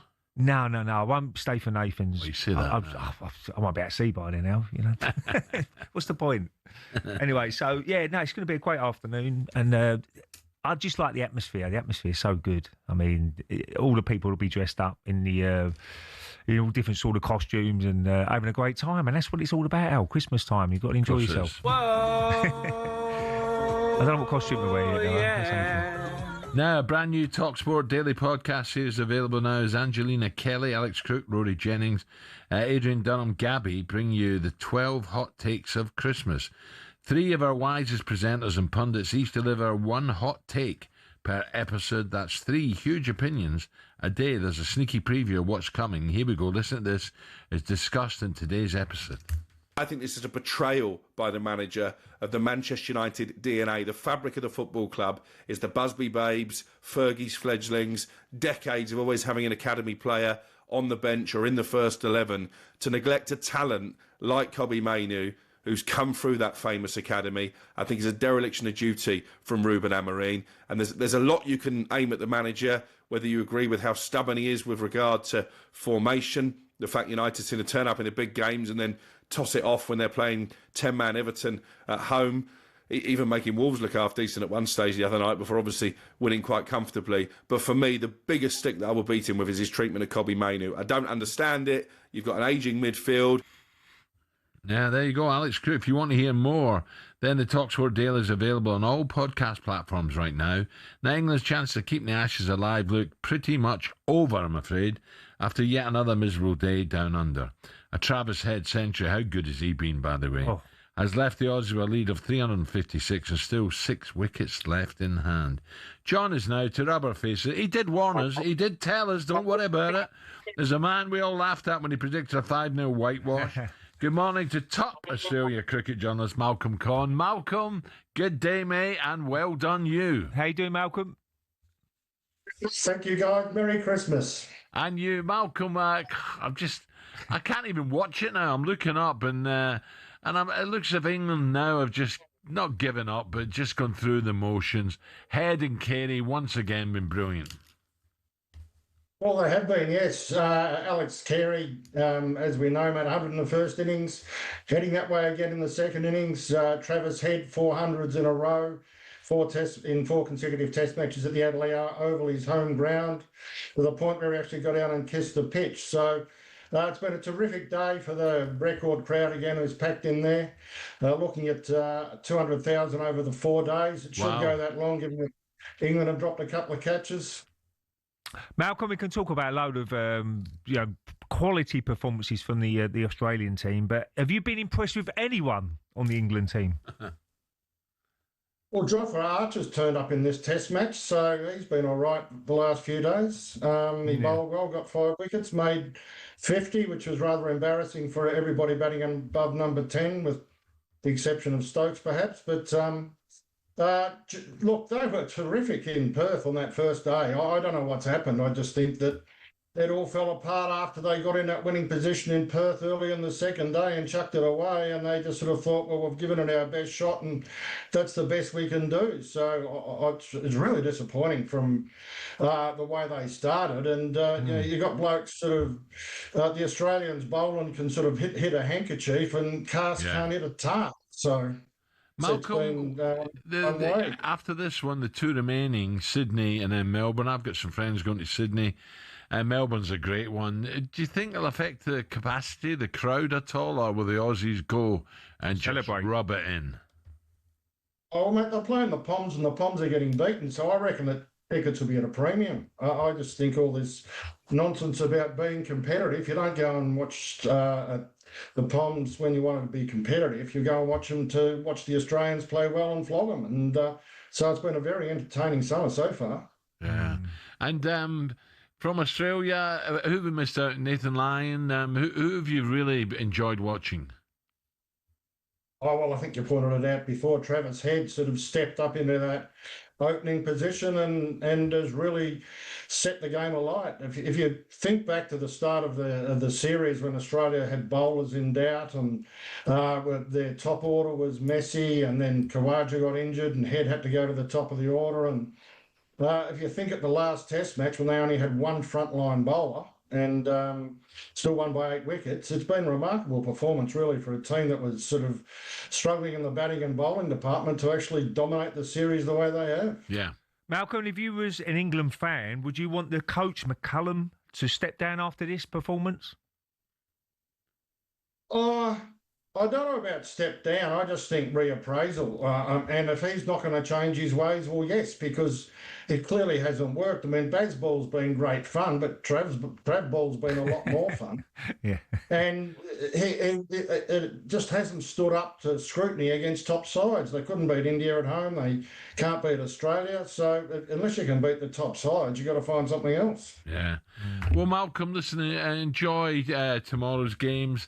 And the Aussies once again. I wish I'd have listened to you. We've got Coral, our bookmakers. Oh, it'd have been a good price. In a moment, 5-0 would have been a great price. We should have listened to you, Malcolm. And Malcolm, let me just pass on with Christmas coming as well. Our deep regrets what happened at Bondi. It's sickened the whole world and it's sickened us over here. So, Malcolm, great to talk. Enjoy the rest of the cricket. Thank you. 5-0, Ray, eh? Well, unbelievable. I mean, he's right what Malcolm just said there. I mean, that first day, I was sitting here with Adrian Durham, sitting in your seat, Al, now, during the morning. And do you know what? The whole of the show was, let's go back to Johnny Norman. Another wicket, another wicket, another wicket. There was 18, 19 wickets in our 4 hours. It's unbelievable. And you thought, well, they've blown it when they got I think they got about 100 and something, 50, 60, 170, something like that. Oh, what a bad performance. Then England's bowling was unbelievable. It really was. And they haven't took that on. They haven't gone on from there, have they? Ray, they haven't. That was the opportunity. Listen, it's not easy over there. Of course it's different. It's boiling hot, but I feel sorry for Ben Stokes talking about the has-beens. He shouldn't have said that, and he'll regret that now. But he's fought. He's a fighter, isn't he? Yeah. And he's done his bit, but unfortunately, too many of his teammates have let him down. Right, listen up to this. At talkSPORT, we're welcoming the new year by giving away a massive £26,000. What better way to kick off 2026 than with a chance to win some serious cash? It's our biggest New Year cash giveaway, and it could be yours. It's 26 grand for 2026. Here's how to enter. For your chance to win, text WIN to 83338. Text costs £2.50 plus your standard network rate. Or call, the number is 034342 39261 034342 39761. Lines close 12 p.m. the 9th of January, so you've still got time, 2026. That's when you need to answer your phone if it rings. UK residents only 18 plus. This is a network promotion. Full T's and C's at talksport.com/win. Your chance to win. Text the word WIN to 83338. Now, good luck. Okay, still to come on breakfast. Superstar Breakfast preview on talkSPORT with Travis Perkins. Doing what matters for the trade. Find your local branch at travisperkins.co.uk. Now, don't you dare go anywhere. We have a huge hour coming up on talkSPORT. Former Tottenham boss Harry Redknapp preview a huge game for the future of both managers. Liverpool, they go to Spurs. Heavyweight boxer Dave Allen will tell us if we could witness the end of the YouTubers in boxing if Jake Paul gets an absolute smashing. Seriously hurt against AJ. And darts world number 15 and the man with the best walk-on song, Nathan Aspinall, will also be with us ahead of him getting ready for his Ali Pali campaign. That was a look ahead. And don't forget Coral coming up early to confirm it's Jackdaws on the Monday of Cheltenham. All thanks to the brilliant Travis Perkins. Superstar Breakfast preview on talkSPORT with Travis Perkins. Bricks on bricks on bricks. Over 40 million available to order with delivery to site. That's one less thing to worry about.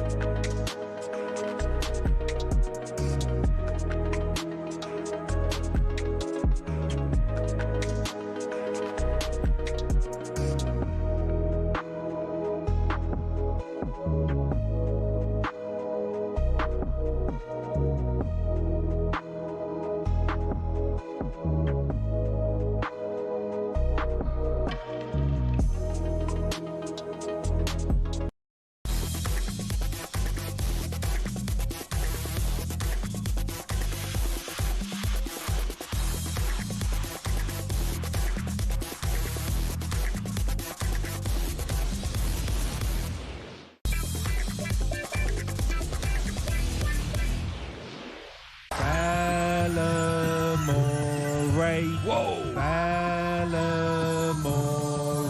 Whoa. What's the story in Ballamore? Wouldn't you like to know? Yes. What's the story in Ballamore? Where would you like to go? Story time, you know. Whoa. Ballamore. What am I doing here? Thanks for tuning in. What's the story in Ballamore? Wouldn't you like to know? Yes. I'd like to hear you sing tonight about half seven. talkSPORT Breakfast with Ray Parlour. It's time for me to hand over the reins to Ray as we find out what stories he's found this week in Ballamore. I've got a couple of crackers here, Al, because it's Christmas. In Ballamore this week, Alan, Christmas may be on everyone's mind as he gets closer, but it appears wages might be an important topic in Santa's grotto this year. Pay rates for Santas have stayed the same as last year, around £15 an hour. Do they? That's what they get. While elves saw their pay rates jump above minimum wage for the first time, believe it or not. But despite them doing all the hard work, which they do, they still earn around 20% less than Father Christmas. Oh, that's not right. Now, I've got a little question to ask you, Alan. You are the Father Christmas of talkSPORT, where you earn the most, but everyone else does all the work. Is that right? Is that right? By the way, did you see wee Stewie today? Oh, he looked dressed a reindeer. Oh dear, everything's floppy on him these days. His antlers are down here. No, he's putting himself out, Al. You got to, Anyway, but what do you think about that, Al? You earn the most, and they do all the work for you. Rubbish. All you do is read off that. I do not. I ad-lib. And you have a go when they get it wrong. I ad-lib more than anyone on this breakfast show, this radio station. And you have a go at them when they... I talk more than... They spell it wrong. Well, I talk more than Chris Evans. And what do you think about that? That takes some doing. It's like these guys. I think they're saying they want to go on strike. If they don't get the same money as Santa... Let them go on strike. I'll just pull 3 in off the street. They'll do as good a job. Well... Oh, they're all whinging at me. I'm taking them for a drink today at 10. Oh, lovely. Anyway, Tom drinks any coffee about? It's only 10 to 8. So Goby does it in here. Muppets. There we are. What else we got, Ray? Right, elsewhere, Alan, a 9-year-old was at the centre of a family mix-up that saw him turn up at school nativity dressed as Elvis. Right, so Oscar was told that he had been cast as Elvis the Elf, but when he got home, he simply told his parents that he was playing Elvis. So off to the shop they went to get a sparkly costume so he could dress up as the king of rock and roll. His mum said, "We only found out the mistake when we were watching the show and they all walked out. Out of 12 kids, they were all dressed up as elves, except for Oscar. He was in Elvis costume. Elvis. He's in an Elvis costume. Oh, well done, him. Right, so Oscar's do you remember going back in the day? Who did you play in the nativity? I didn't. No, you didn't do them back in the day? No, I think I did. I can't remember what. It's a long time ago now, isn't it?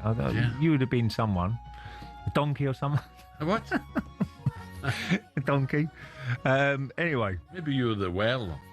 Are you going this year to see your grandchildren? No plans. I've not been. You don't go nowhere, do you? You just don't like going nowhere. No. I'll be. You like sitting indoors, don't you? No. I'm looking forward to it because grandkids get very excited. Oh, it's brilliant. Especially my 2, Dottie and Oscar. They're the 2 little ones. The little ones. How old? Pia's 7. She's Michelle's youngest. So she's excited as well. She's excited still. Yeah. But the others are getting past that. And, the problem is when you go to school, isn't it? That's when it gets...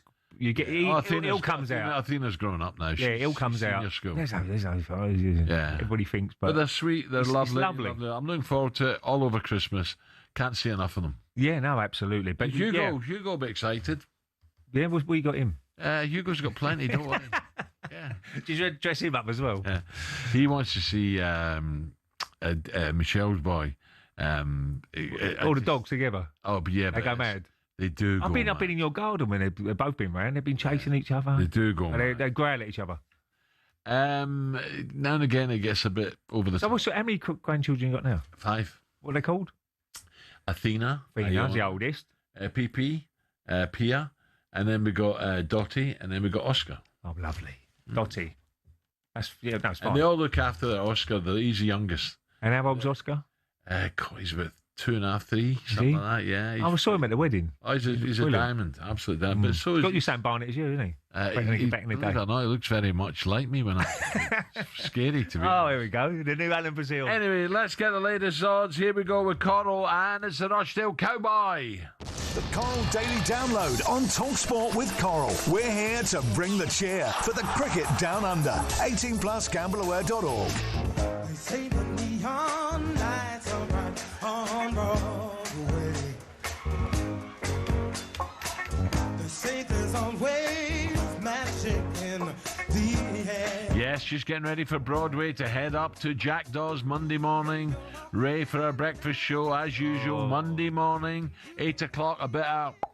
Yes, and John Hills. John, very good morning. You won't be there, John, will you? How you doing, John? Good morning. No, I won't be. No, you well, Ray? Would you be at Romford this time next week? I will be, John. I'll definitely be at Romford. It's a great day. Brilliant. And great it's tradition packed. For you, isn't it? It's banged. It's absolutely packed over there. So it's a really John, good by the way, you batted that off, didn't you? You know, no mention at all of Jack Dawes on the Monday. Has Simon been having a word with you? Yeah, exactly. You know what? Yeah, exactly. He's briefed me like a politician. Yeah. And you've got your packed lunch ready for Morecambe, the big away trip, Rochdale, Morecambe. I'll be at Morecambe, yes, Rochdale, Morecambe on Boxing Day. Looking forward to that. And King George, absolute cracker, isn't it? I just reading the Racing Post this morning, Ben Pauling saying that the jukebox man, obviously Harry Redknapp, owns the horse in great shape, Al. Harry's coming on, so we'll get it from the horse's mouth. Pardon the pun. It should be a great race. And actually, Sean Bowen, the Coral ambassador, he's going to be riding Banbridge, who obviously won the race last year. Do you remember that beat the French horse? Yeah, it led all the way, didn't it? Yeah. I remember that very well. Ronnie Bartlett, he owns Banbridge, I think, if I'm right. He's a top guy, lovely guy, lovely guy. Yeah, trained by, that's right. What was going to say now, in terms of Factor File's been smashed in the betting, so it's going to be a great race. And John, where's the latest with Kempton races? When I had my race club, I went there. We had a great day. They really looked after us. I've been to Kempton loads. You jump off the train, walk across. How can they let that go? How can the jockey club let it go? You listen, it'd be very sad, wouldn't it? And you think of that great day on Boxing Day, you know, with the King George. Would the race survive if it had to move elsewhere? I'm not so sure, Al. So, look, we're all keeping our fingers crossed who love horse racing. We want to see Kempton stay there. I have to admit, I'm not a regular at the all-weather meetings there, Al, but, I love a day at the jumps meeting. You think of the old Racing Post day, and that obviously will just be a regular mine, and King George as well. So, look, plenty of race course. We want to see it remain, but let's just keep our fingers crossed. Well, you're not doing Kempton, but what about Southwell or Southwell? You've got 2 runners today, haven't you? We have, Al. You've done your homework. We have, 2 runners at Southwell. First up, Catalyst in the 2:15 there. A filly who we're hoping she'll take a big step forward today. And then Phoenix of Dreams, our sprinter, in the 5:25, the lucky lass. So could we have a festive double, Al? That'd be fantastic, wouldn't it? So fingers crossed for those 2. And did you see the results yesterday at Exeter, Al? No. The first race of the day. Well, listen to this. 300-1 winner there, the longest prize winner in British racing history. Blowers, it was called, named after the old cricket commentator Henry. Nice man, real nice man. Yeah.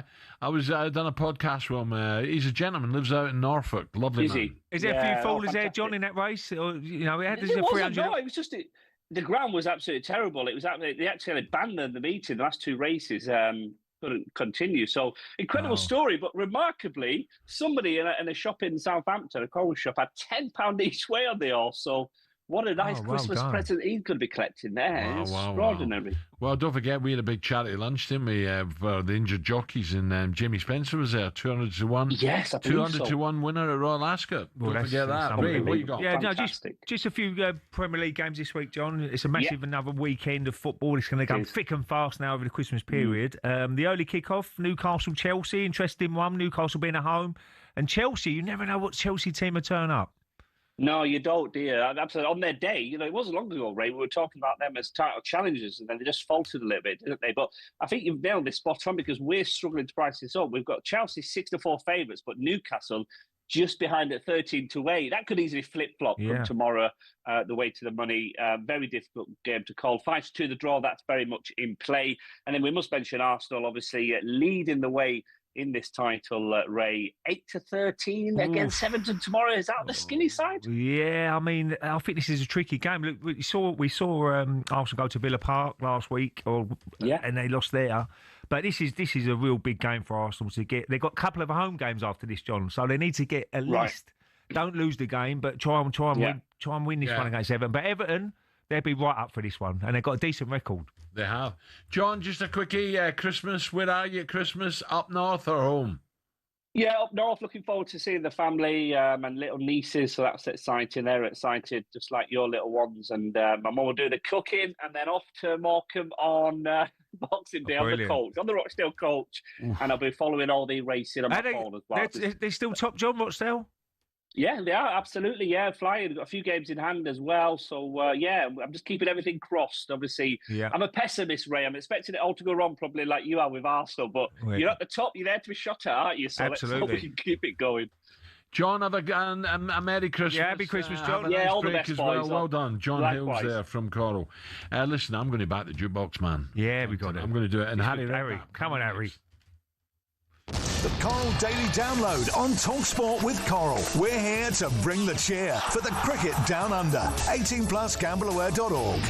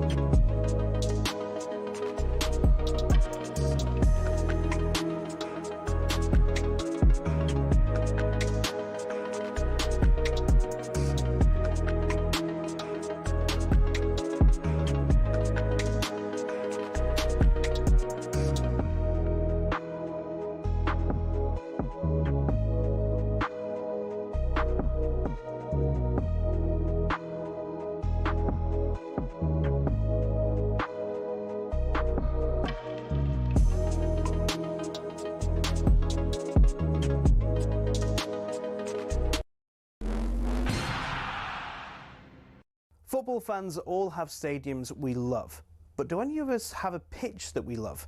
It might sound like an odd question, but pitches can be different sizes with big consequences. Why is that? And what are the actual rules? Back when association football started, pitches could be up to 100 metres wide and 200 metres long. That's longer than Ellen Road. Not the pitch, the stadium. Anyway, UEFA wanted a standard across Europe for international matches, which became 105 metres long and 68 metres wide. But some clubs have been rebels, not intentionally, but because of the stadiums. Take Highbury, for example. It was 5 metres shorter and a metre narrower, meaning away sides had a challenge to adjust. White Hart Lane was exactly the same. And actually, when Spurs temporarily moved to Wembley, They asked the FA to shorten the pitch. The FA, very offended by the sacrilegious suggestion, said no, which in fairness could have actually benefited Tottenham, because when they moved into their shiny new stadium, the pitch was exactly the same size as Wembley's. Today, Forest pitch at the City Ground is a big un. It's 2 metres wider than any other pitch in the Premier League. But the smallest of all, Craven Cottage, just 100 metres long and 65 wide. No excuse for not tracking your man. There are a couple of crazy outliers in Europe too. At Napoli's home ground, the Stadio Diego Armando Maradona, the pitch is a whopping 110 metres long. At least they don't play on a slope like Newcastle do. There's a 2-metre incline on the pitch at St James's Park, and don't get me started on the old pitch at Yeovil too. It used to be a slant of 2 metres corner to corner and across the halfway line. So UEFA have their standards, so do the FA, but they do give pitches in England some wiggle room. Pitches can be anywhere between 90 and 120 metres long and between 45 and 90 metres wide. I mean, the rules state you can't have a square pitch, but in theory you could have one that's 91 metres long and 90 wide. Imagine rocking up to play a Sunday League game and the pitch is basically a square. So there are rules and regulations on sizes, with a UEFA standard that roughly everyone follows, but as we all know, size doesn't matter, does it?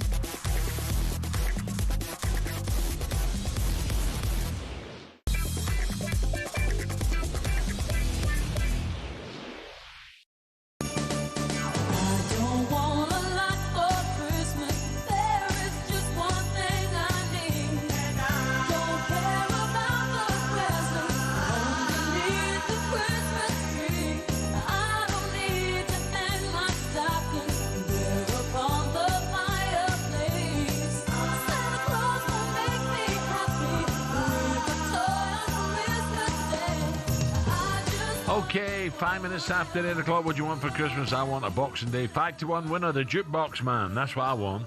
This is talkSPORT Breakfast with me, Brazil Ray Parlour, and Arnold Clark, saving your next car in the real sale. It's the UK's biggest used car sale. Now, we have a festival of festive sports on the way for you this morning. British heavyweight Dave Allen is up in around 15 minutes. Time to help us plan a victory strategy for Jake Paul. Can he do it against Joshua? I doubt it. World number 15, Nathan Aspinall, begins his World Darts Championship campaign tonight at Ali Pali, but is the Wasp no more? We'll ask him if he's planning for its shock return later. Plus, we're joined by Darren Gough, Jimmy Nisbet, following his mate Rory McIlroy's spotty triumph. Well done. And there was Tommy Fleetwood as well, was very, very, he was there, wasn't he? Giving well done, Rory. Tommy himself had a great year, didn't he? And the elf himself, Little Sam, for a Christmas edition of the weekly predictor game, Curse of the Commentator. We'll be getting into my Christmas sack in a very, very special festive Postman now. Yes. To finish the show, get your Christmas dilemmas in by sending a voice note to 03717223344. I'll be emptying my sack. Is it full hour? Come on. This kid's waking up here. Out of order, Ollie. Yes, should. Right, though. Needs an emptying. Thomas Frank needs a performance from his Spurs boys against champions. This is a big game. Tottenham against Liverpool. It's finished Forest 3, Spurs 0. Forest continuing their momentum under Sean Dyche, 6th win in 8. in all competitions. A goal in each half from Callum Hudson-Odoi set them on their way. Sangare walloped in Forest third with 12 to play, a beauty from 20 yards, but a desperately poor performance for Spurs. Just 3 wins in 11 in all competitions, who remain in the bottom half of the table. Forest 3, Tottenham 0. I think it's pretty evident that if no one gets the time, no one can turn this around. This is not a quick fix. I'm not sure about this guy. Best thing to do for him, should be resigning. I have a suggestion. Robbie Keane, we're pretty much now the Irish boy in Ferencváros. He's done very well, just beat Rangers as well. What is missing with me here at Thomas? I don't see he inspires these players at the dressing room. Ramon Vega there, by the way, live from Dubai. Thomas Frank, I can't work Tottenham out, Ray, to be honest. I know the massive rivalry, Arsenal-Tottenham, and you're firmly in the Arsenal camp, but I just can't. Well, you never know what you're going to get from Spurs. Sometimes they're brilliant, Al. They really turn it on, and you think, oh, that's the sort of standard they've got to set. And then the following week, Forest. I didn't have that down. I had them at least to get a draw away at Forest, because their away record before Arsenal was very good. So, and I was going to say, Liverpool, can they get back on track? They should beat Spurs, but Tottenham could beat them. There's no doubt about it. Absolutely, on their day they can, but they just got to get that fortress feeling for the other teams when they go to the Tottenham Stadium. It's a little bit too nice for them when they go there at the moment. The away team, and they look like they're enjoying playing because it is a magnificent stadium. By the way, in terms of Robbie Keane there, Robbie Keane, of course, beat Rangers, Ferencváros manager. He would have enjoyed that, Robbie. It could be a possibility at Tottenham, but the Tottenham, and I've got plenty of Tottenham friends. Well, no one's really saying he's got to go. He's got to go. Not to me, they haven't. You've got to give him a little bit of time. I've got a lot of Tottenham mates, and they're a little bit worried how the form's going, but I still think you've got to give him a couple of windows. Get his own stamp on the squad itself. I might be totally wrong, because I would give him a bit of time, but I go back to that with defending, when they're defending on the 6-yard line set piece, I'm like, oh my God, Glasner, would he be a possibility for Spurs? I'm sure he's on everybody's radar, Glasner. I don't think he signed a contract, does he? So at the end of the season, he'd be free to go. He's going to go as well, so they're going to lose 2 big figure, probably. He might sign a new contract. Who knows at Palace? But at the moment, it doesn't look like he's going to. And he will be on a lot of people's radar, because what he's done at Palace has been absolutely unbelievable. I mean, to win an FA Cup, to do what they're doing in the Premier League. I know it's disappointing last night, but I still expect him to get through. Look, there's more games to play now because it's will be a playoff, but he's doing a magnificent job, and I'm sure everybody's noticed that. I certainly have, and a lot of big chairmen or owners and whoever for big clubs. I'm not saying Crystal Palace is not a big club, but they'll be looking at the Glasner and saying, "Ooh, would he be able to step up to the next level?" You've got to keep Glasner somewhere, haven't you? Well, Palace would do everything they can probably to keep him, but if he doesn't want to stay, why wouldn't he want to stay? Is he been let down with funds? Yeah, maybe the funds. Look, we all know they're not going to be the biggest spenders in the Premier League. They can't be with their revenue and whatever. And it's all about rules these days. Look, they just lost Eze to Arsenal. Gay's going to be a massive player to lose as well. Elise, when he went to, he's a good player. He was a brilliant player when they lost him. Yeah. So they've lost some really big talents, but they've still got good players there as well. Mateta's been excellent. Midfield Walton, and you've still got some good players in that midfield area as well. So Palace are certainly punching above their weight. Do you agree with that? With what they're achieving? Without doubt. And that's down to the manager. And you still got Arsenal to play. They could be in the semi-final. We're talking about Chelsea, Arsenal. It could be Chelsea Palace. Absolutely, every chance. Some people are saying that Spurs players don't want to play for Thomas Frank because he's uninspiring. What does Ali McCoy think about that? Here's Ali. It's absolute garbage. Yeah. Because the players have got a responsibility to themselves, their family, and the club, and the fans to go and do a job to the best of their ability every week, whether they fancy the coach or not. Yeah. I hate that term. Yeah, I'll tell you what. McCoy's there. You've got to have pride in your own. Ray, listen. I don't mean it that way. I'm just going to say that Even if you don't go on when you're manager, when you pull that shirt on, you go absolutely. On, well, you're playing for the fans. You're playing for the fans and your teammates, aren't you? Exactly. You don't want to let your teammates down. No. You don't want to let the fans down, especially pay big money to come watch week in, week out. And if you don't get on with the manager, it doesn't matter. When you're on that field, you put everything in that shirt. And that's what it's all about at the end of the day. And people notice that, by the way, Alan. Yeah. Every single fan will notice the commitment, the determination of a player on a match day. They can see it when you're going through the motions. They can see it, and they know. That's why they get, sometimes you get booed and all that sort of stuff, because they want to see that desire, what the fans show when they travel around the country to watch their team, play loads of money out just because it's our team. You've got to show the same commitment as a player. Okay, does Thomas Frank deserve more time? Let's hear from former Spurs striker Darren Benny. This is where Spurs are and Thomas Frank. I mean, you look at Thomas Frank's record while he was at Brentford. I mean, certainly his first year in the Premier League, they finished 13th, then 9th, which is incredible, then 16th, 10th, and rightly so. We were patting him on his back for the job he's done in Brentford, stabilising, not even so much stabilising the club, because they've always been quite a stable club, well, certainly in recent times. And everyone was going, yep, he deserves to go to the next level. But I always wondered what the expectations were going to be this season, because let's not get it right. Spurs finished 17th. They were absolutely atrocious in the Premier League last year. They were awful, awful. If it wasn't for the 3 newly promoted sides coming up being so bad, they would have gone down. Yeah. That's how bad they were in the league.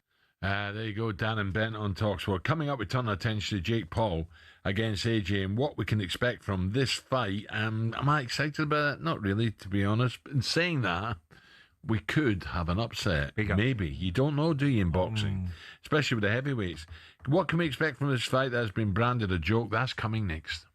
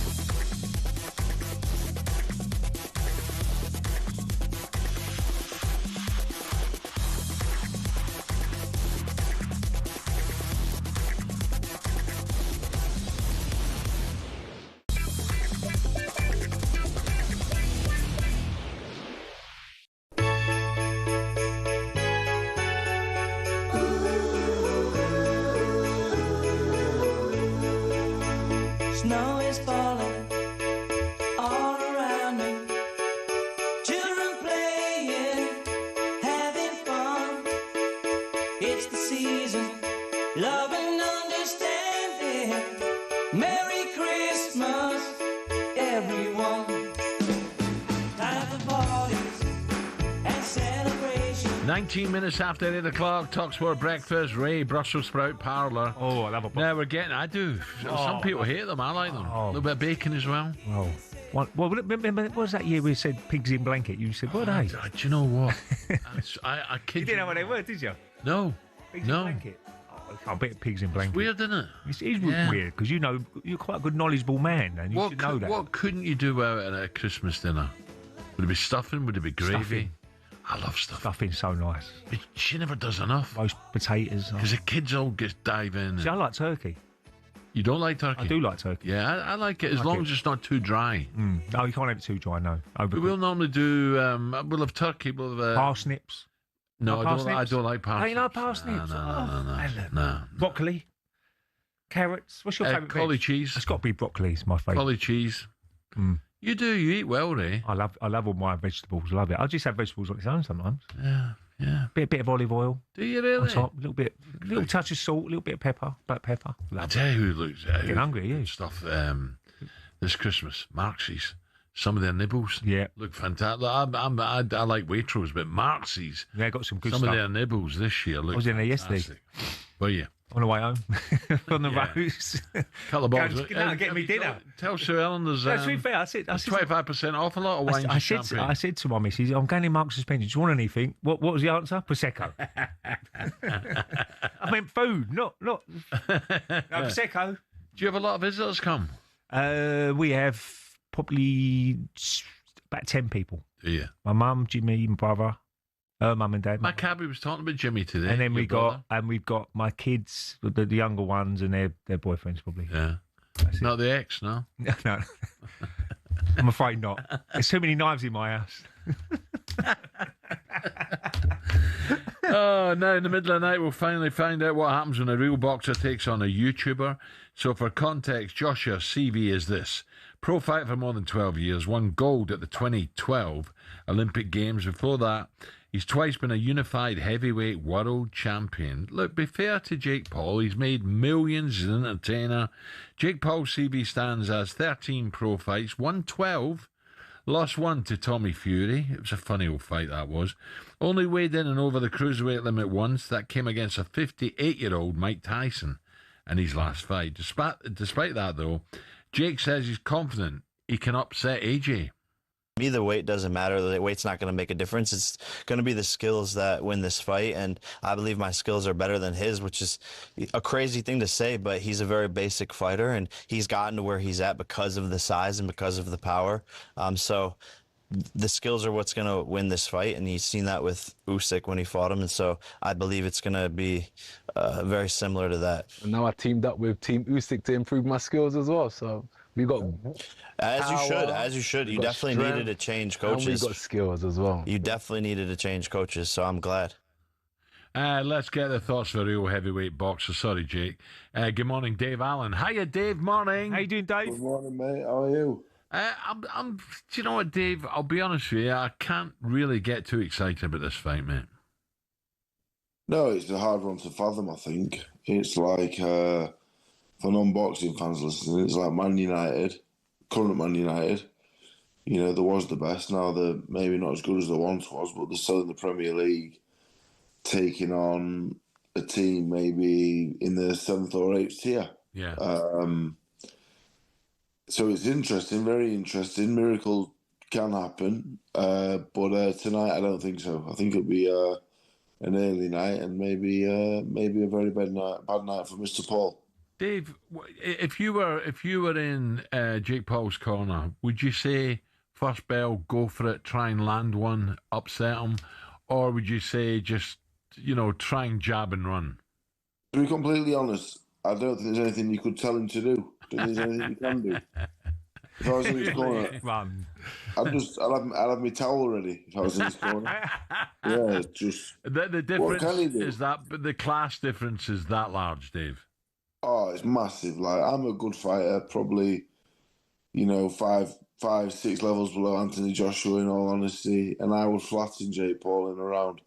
So it's dangerous. It's not Man United against the Conference North side. He's a very, very big, dangerous man punching another man.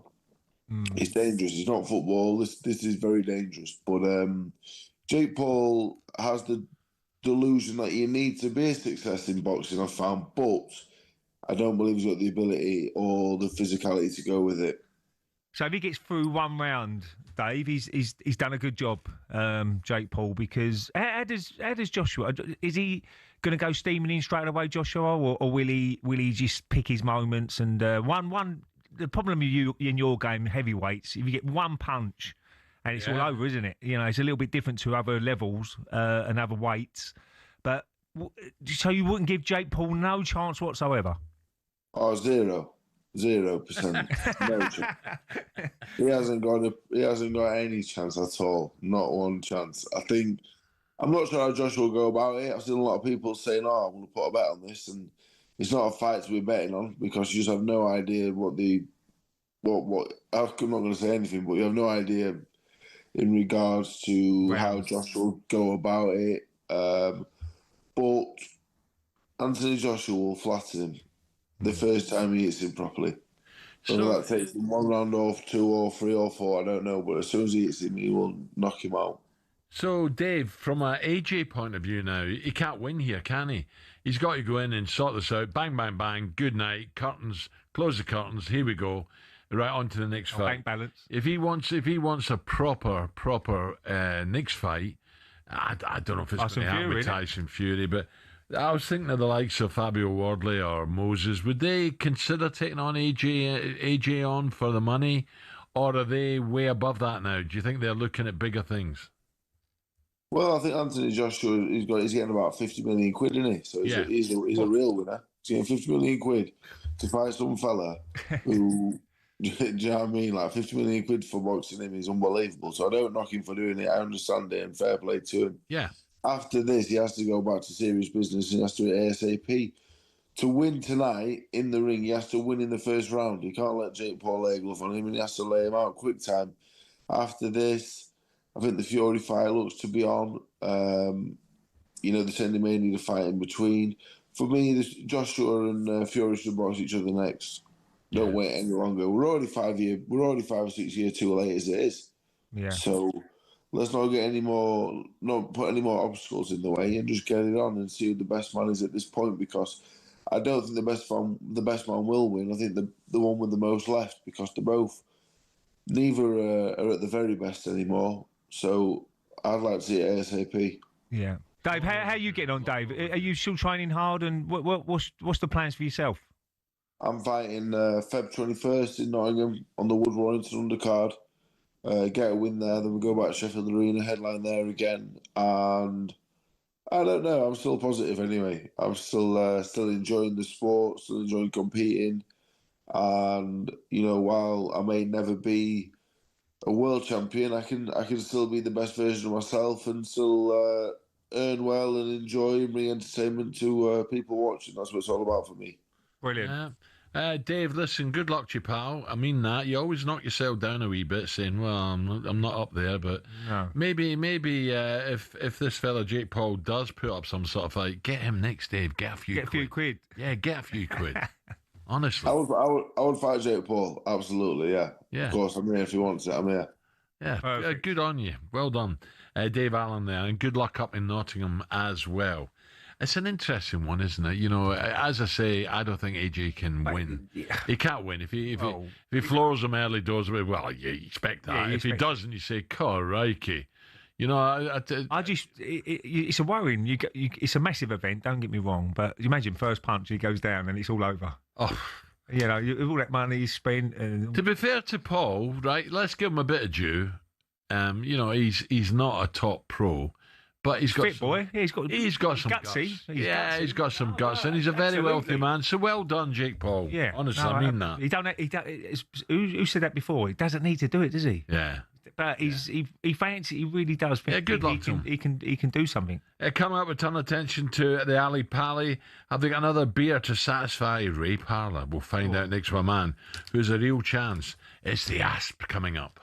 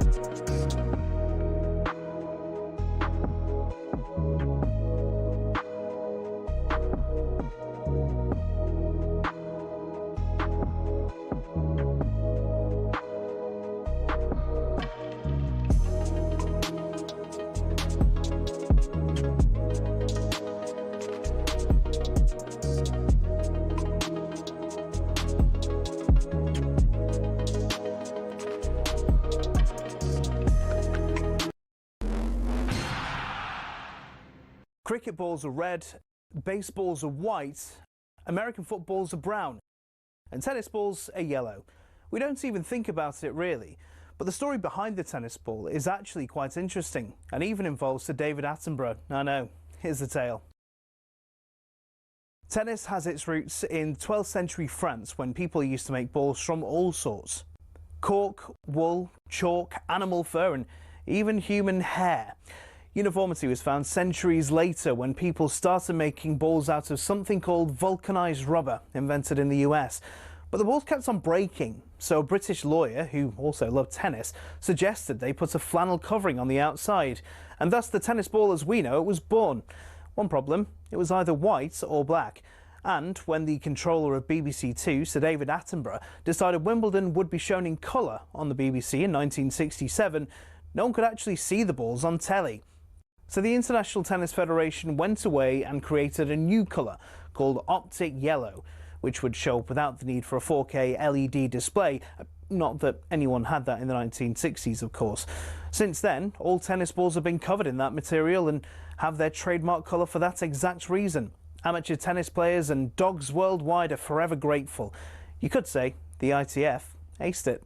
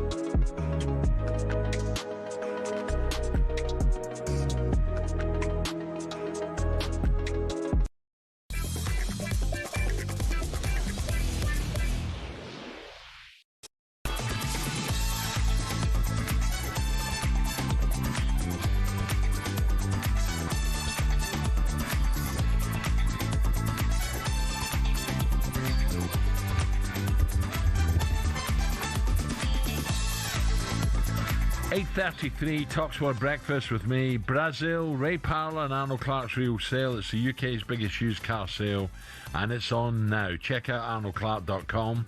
Now, in the latest episode of Rio Ferdinand Presents, the United legend joined by current captain Bruno Fernandes to discuss the senior leadership group, criticism of his captaincy and much, much more. The Portuguese star also talked about his trophy haul at the club so far and whether more will come. Loyalty in football before was like Totti at Rome, Giggs at United, I don't know, Maldini at Milan. I had all these examples in Italy. So for me, when I came to the club, a part of loving being here and loving the club, I think my loyalty was like in the toughest periods I had the club, and I could have left in 2 times. The club said, no, we need you. And I said, okay, you gave me something, I will give you something. Obviously, I think the time at the club has not been as I wanted, because obviously I wanted to lift trophies and I haven't lifted as many as I should and I could. But at the same time, I think everything I've done for the club in a certain way was still very important. Nice to hear from Bruno, to be honest, Ray. You know, we see him on the pitch and, we hear this, we hear that, but when they actually speak, you can get to understand them a little bit more. Absolutely. And he sounds like he's a really important person for the dressing room. As he said there, he could have left twice and he said, no, we need you. And he's been loyal to Manchester United. Maybe he could have moved on. He said he was very disappointed. They tried to move him on. Oh, well. He was very disappointed. But obviously Rio, he trusts Rio to with a good interview and, you got some good stuff out of him, really. That's what you want to hear if you're a Man United fan, that you want to stay, you want to try and do the best for the club. You've got to have organisation in the dressing room that it looks like they've got. Now, they've just got to get results now. The results is the most important thing for any football team. It's not all about performance, it's about getting 3 points. And as you rightly said, Alan, they're not that far behind in the league, are they? No. Right, if you're on your way to the Ali Pali, Ray Party Parlour will be in attendance today. So look out for Ray and give him some. Give him some, guys. Nice one. No, listen, it's right up his street, a jug of ale in front of him and getting involved. And by the way, I reckon the atmosphere there, what it seems, I think this is the best I've seen it. So good. It is. It's brilliant, isn't it? Well, it's a Christmas party season, isn't it? So, and they're certainly having a good time. So, with that, looking forward to it this afternoon and tonight, it's time for a bit of this.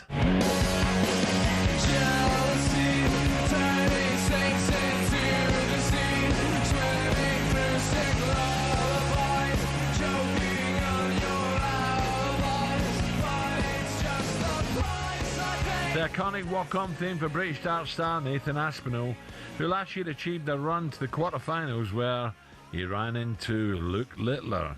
Aspinall is currently world number 15, begins his campaign, he's playing well by the way, and begins his campaign against Filipino player Lawrence Lagan tonight. I'd like to say 2-time semi-finalist joins us now. Nathan, good morning. Morning, Nath. Good morning, boys. You okay, lads? Yeah, Nath, I don't know if it's me, but I was just, I love this time of the year, I love the darts, but the punters are they're loving this. They're getting them jugs down their throats, and they're giving it plenty. Yeah, so, sometimes I wish I was a punter, not a player. Like I say, everyone knows I like a good party and a good drink, so sometimes I wish I was on the other side. But I think so far it's been the biggest and best tournament there's ever been at Ali Pali, and I think this is only the start. I think coming in, obviously they've got me on tonight with Mr. Brightside, and then obviously the second round begins tomorrow. So it's warming up nicely. Yeah, but what do you make of the format this year? There's a lot more players, isn't there, Nath? So obviously it's been going quite a while now, isn't it? And this is your first game tonight, so precisely, yeah. Yeah, it's a weird, and look, there's been a couple of upsets. What do you make of the Kenyan winning last night? That was unbelievable performance, and everybody's going to follow him now because he's an outsider. Yeah, of course, definitely. And to be fair, that's my little section as well. I was due to face Mike on paper in the last 32, so I was delighted. Yeah. So, but no, I think obviously the extended format, I'm not going to lie, I wasn't a fan of it, the change in it. I think there was enough games anyway. We didn't need another 4 or 5 days. But I think obviously it's proven to be right. We would never have seen that guy if the format wouldn't have been extended. And there was a few other people from a few different countries that no one's ever heard of. I've never heard of them, but they put a good show on. So I think, again, the PDC made the right decision, and we're getting to see some different faces from different countries. I tell you, the game I enjoyed, Nath, was the Scottish guy against the young kid from Huddersfield. The Cammy game. Oh, by the way, that had it all. And God, talk about the crowd getting involved. They were loving it, weren't they? And he kept punching his chest. Big Leeds fan, I think, isn't he? A young kid, 20-year-old or 19, brilliant. Yeah, Charles. To be fair, I've watched 2 games all tournament. I'm not really, don't really watch it, if I'm dead honest with you, but that was one of the games I watched, because I know Charlie, and I knew he could cause an upset, and that's what he did. But yeah, I felt for Cammy, to be fair. He really does struggle when the crowd are against him. He just can't handle it, and obviously we all seen what happened at the end. But now, fair play to Charlie. And again, it shows the extended format helped, getting a young lad in like Charlie. Which is going to encourage more kids to play. Now, has the form been getting into it? I know you're so busy, you guys, now. I mean, the exhibition stuff you do, and obviously it's such a big sport now, isn't it, around the world? I mean, you'd never see people from Philippines playing and whatever back in the day, but it just shows you how big it's getting. And fair play to Barry Hearn, he's really steps it up, isn't he, in the darts world? And obviously prize money goes up and everything goes up for you guys. Yeah, it's been crazy for me. Obviously, the last 3 weeks, I made the final in Minehead, and then I was straight off doing exhibitions. I think I did 14 shows in 16 days. Wow. I've been in Alan Brazil territory. I've been Inverness. I've been Edinburgh. I've been Aberdeen. I've been Glasgow. I've been absolutely everywhere in Scotland.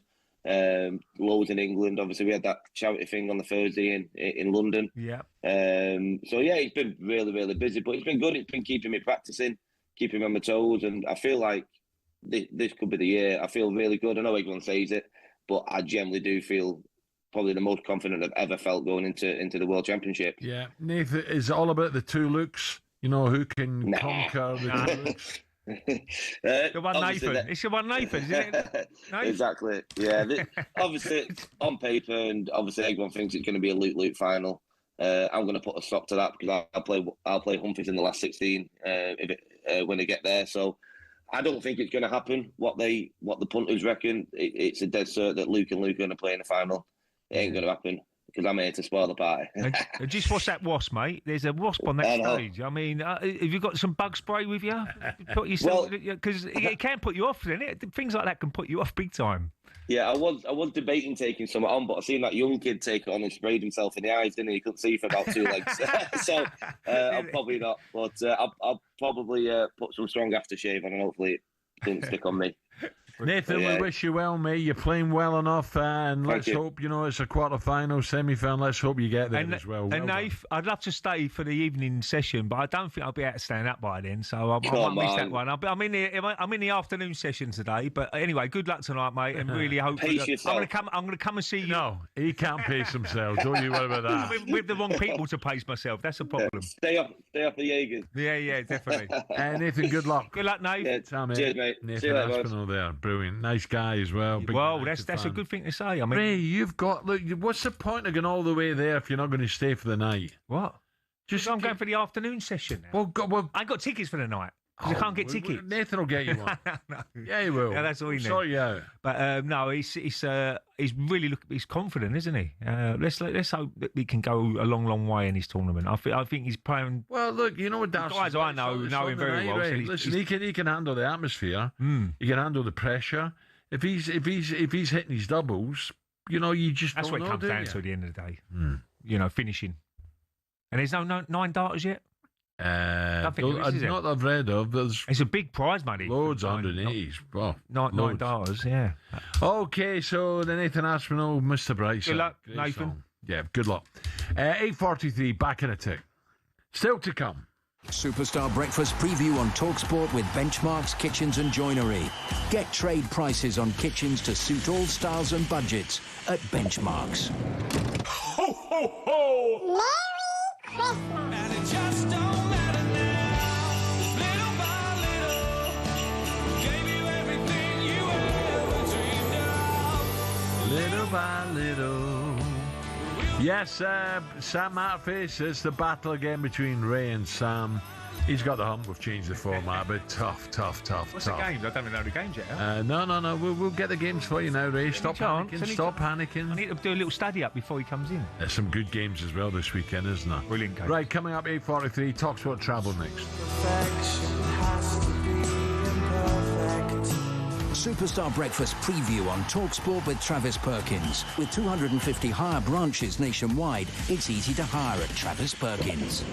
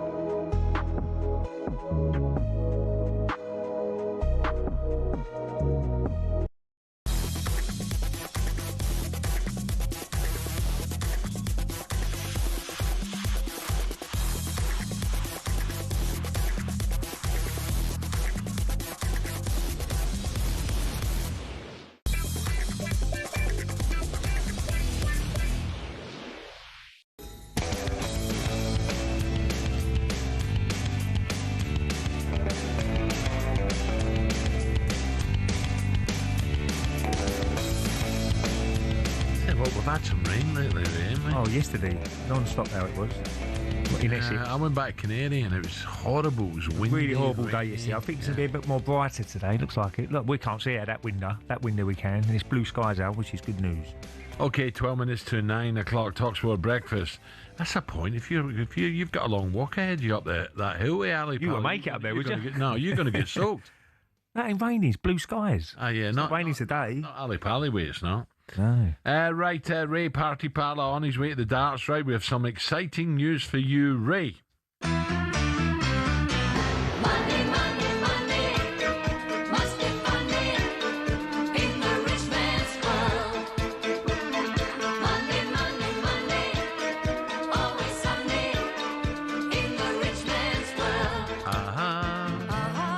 a better way, right? What a better way. We're welcome the new year, but giving you a chance to win a massive £26,000.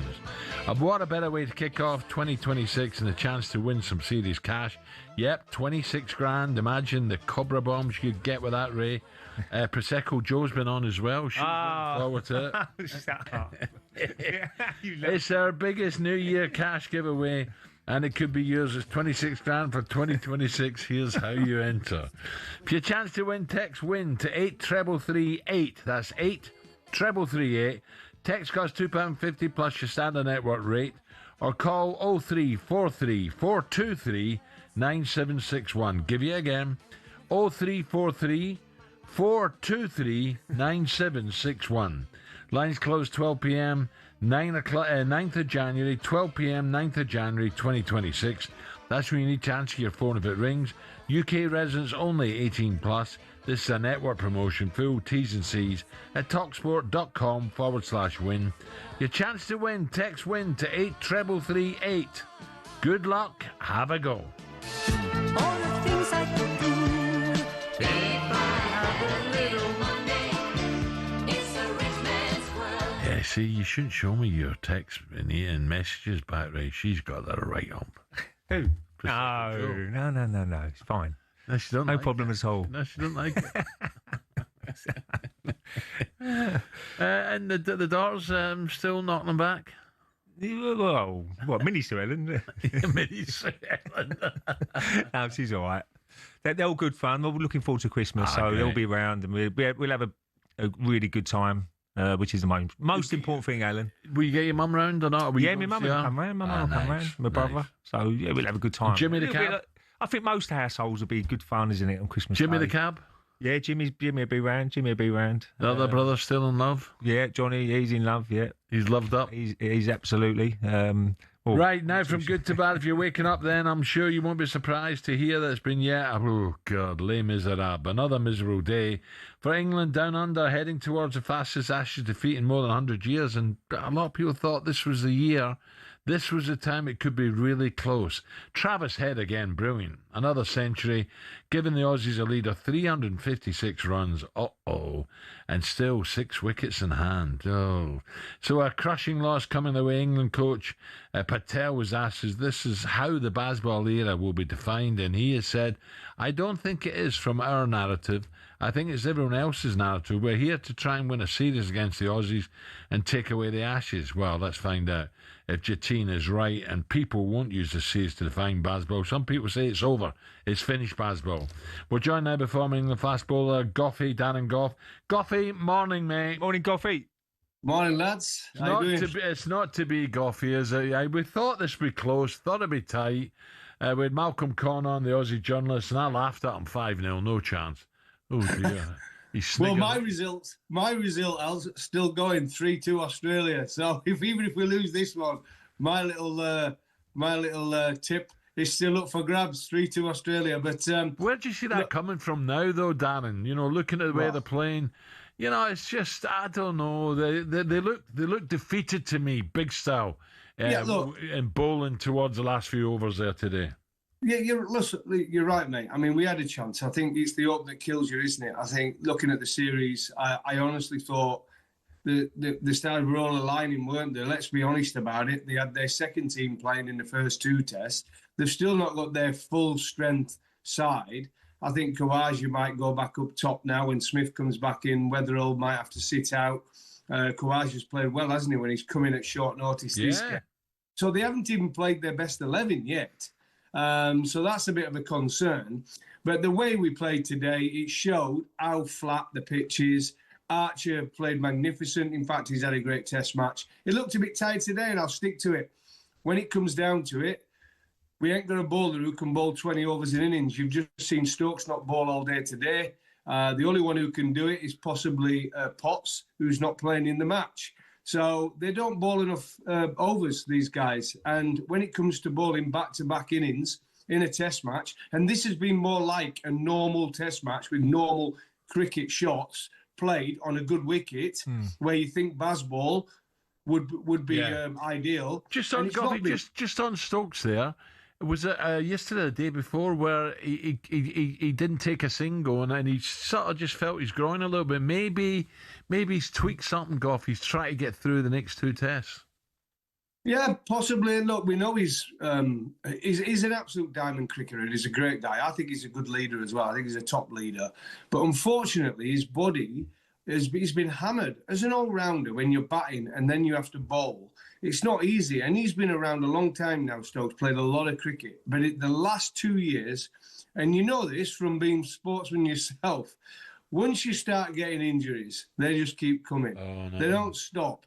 They do not stop. Anderson had longevity because he never got injured. Broad was the same, you know. Stokes has had a lot of injuries. Mark Wood's had a lot of injuries. And it catches up with you guys. These guys are not young anymore, and it's difficult. And he's got to be playing the rest of the series. Without him, God knows what will happen. But, I mean, the way he stood up this morning batting, that first hour and a half was awesome to watch. I was sat there.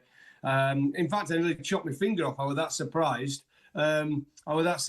That actually England batted for an hour and a half. So I was getting a slice of toast with some peanut butter and nearly chopped the finger off, trying to watch the cricket as I was doing it. So not ideal, lads, but at least we showed a bit of fight this morning. Goughy, there was a lot of talk about a preparation before the series started. Now, would you take that into consideration? Did they prepare the right way? No, Ray, they didn't. And I wish they'd just come out and say, look, they got it all wrong. They got the preparation wrong. It's not been right whatsoever. They didn't have nets actually at Perth. They played at Lilac-Hill. We talked about this in the build-up. The way they've gone about their interviews has been wrong. Criticising older players like Beefy and Gucci. It's not a great start to a series. If you're going to do that, you've got to make sure you're ready for it and you believe you're going to win, right? And then after that test match, it then says they overtrained. They're going to have a few beers and everything will be all right when we have a few beers and we have 7 days off. We had 5 days practice. Then they went on a 7-day break, which they all got great tans and played a bit of football on the beach. But they had to deliver this test match. And so far, again, we've been second best. Well, third best, haven't we? Let's be honest. And with 356 behind, still with 2 days left. Yeah. I mean, we've got to show some fight. And can we survive this? I'm sick of saying this, but look, again, we've got good players, but they look shot to pieces at the moment. It's a big, big game now. It's a big innings for 3 of them at the top there. Duckett, I think survives anyway. Duckett survives. He's had a good couple of years. But it's a big, big innings, this second one now for Crawley and Pope. Let's be straight about it. Those two have got to deliver in this second innings. Yeah. If the worst comes to worst, Goughy, and it is 5-0 whitewash, you think Brendan will walk? I think there'll be, look, a 4-year cycle, I believe, anyway, on those jobs, right? DOCs, coaches, there's a 4-year cycle. And if it comes down to the Ashes and you're not getting the results you should hoping for, especially this one, this was like Australia's weakest team. You heard everybody say it. Yeah, we could be 3-0 down after 3 tests. I think a lot of them, the only one who survives for me in management would be Ben Stokes, wouldn't it? Let's be serious about it.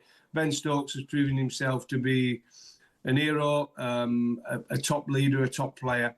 But you're only as good as your team. You know what it's like as a leader as well. And if you're losing, the leader's the one who takes the blame. In football, the manager gets the sack.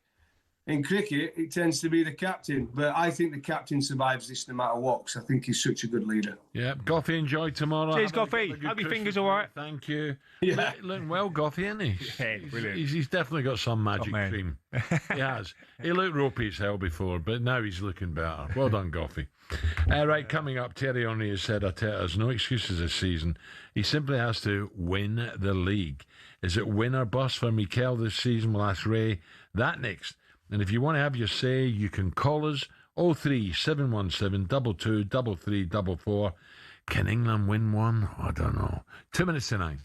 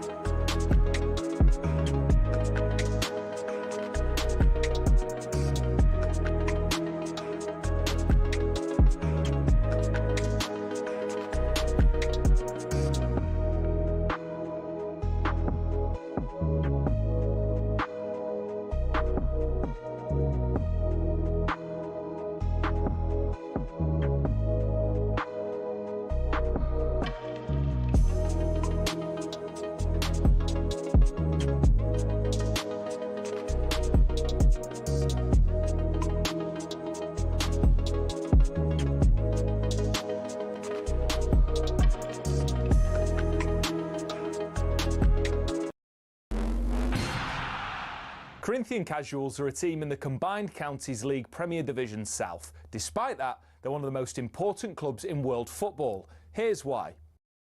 The club was formed in 1939 as the result of a merger between Corinthians FC and Casuals FC. Now, Corinthians FC were founded in the late 1800s when the FA's top brass were sick of getting pumped by Scotland every time they played them. As a result, a man called Nicholas Lane Jackson set up an amateur side which would bring in the best players who could all play for the national side. And it worked. It wasn't long before England were dominating the international fixtures they played, and it was largely down to Corinthians. In fact, in 1894 and 1895, they played consecutive games where Corinthians provided the entire England 11. But the thing is, the players refused to play professional football. They didn't believe in it. They wanted to spread the values of sportsmanship, competition, and played for the love of the game. It also helped that most of the players were Oxbridge graduates who didn't need the money. But instead of entering the league and cup competitions, they played exhibition football and toured the world, bringing the beautiful game with them. And it was this which spread the game throughout the world and made it so popular. Most famously, in 1910, they travelled to Brazil. And the locals in Sao Paulo were so impressed, they started their own team under the same name. Yes, the same Corinthians who won the FIFA Club World Cup in 2021, one of the biggest football teams in Brazil.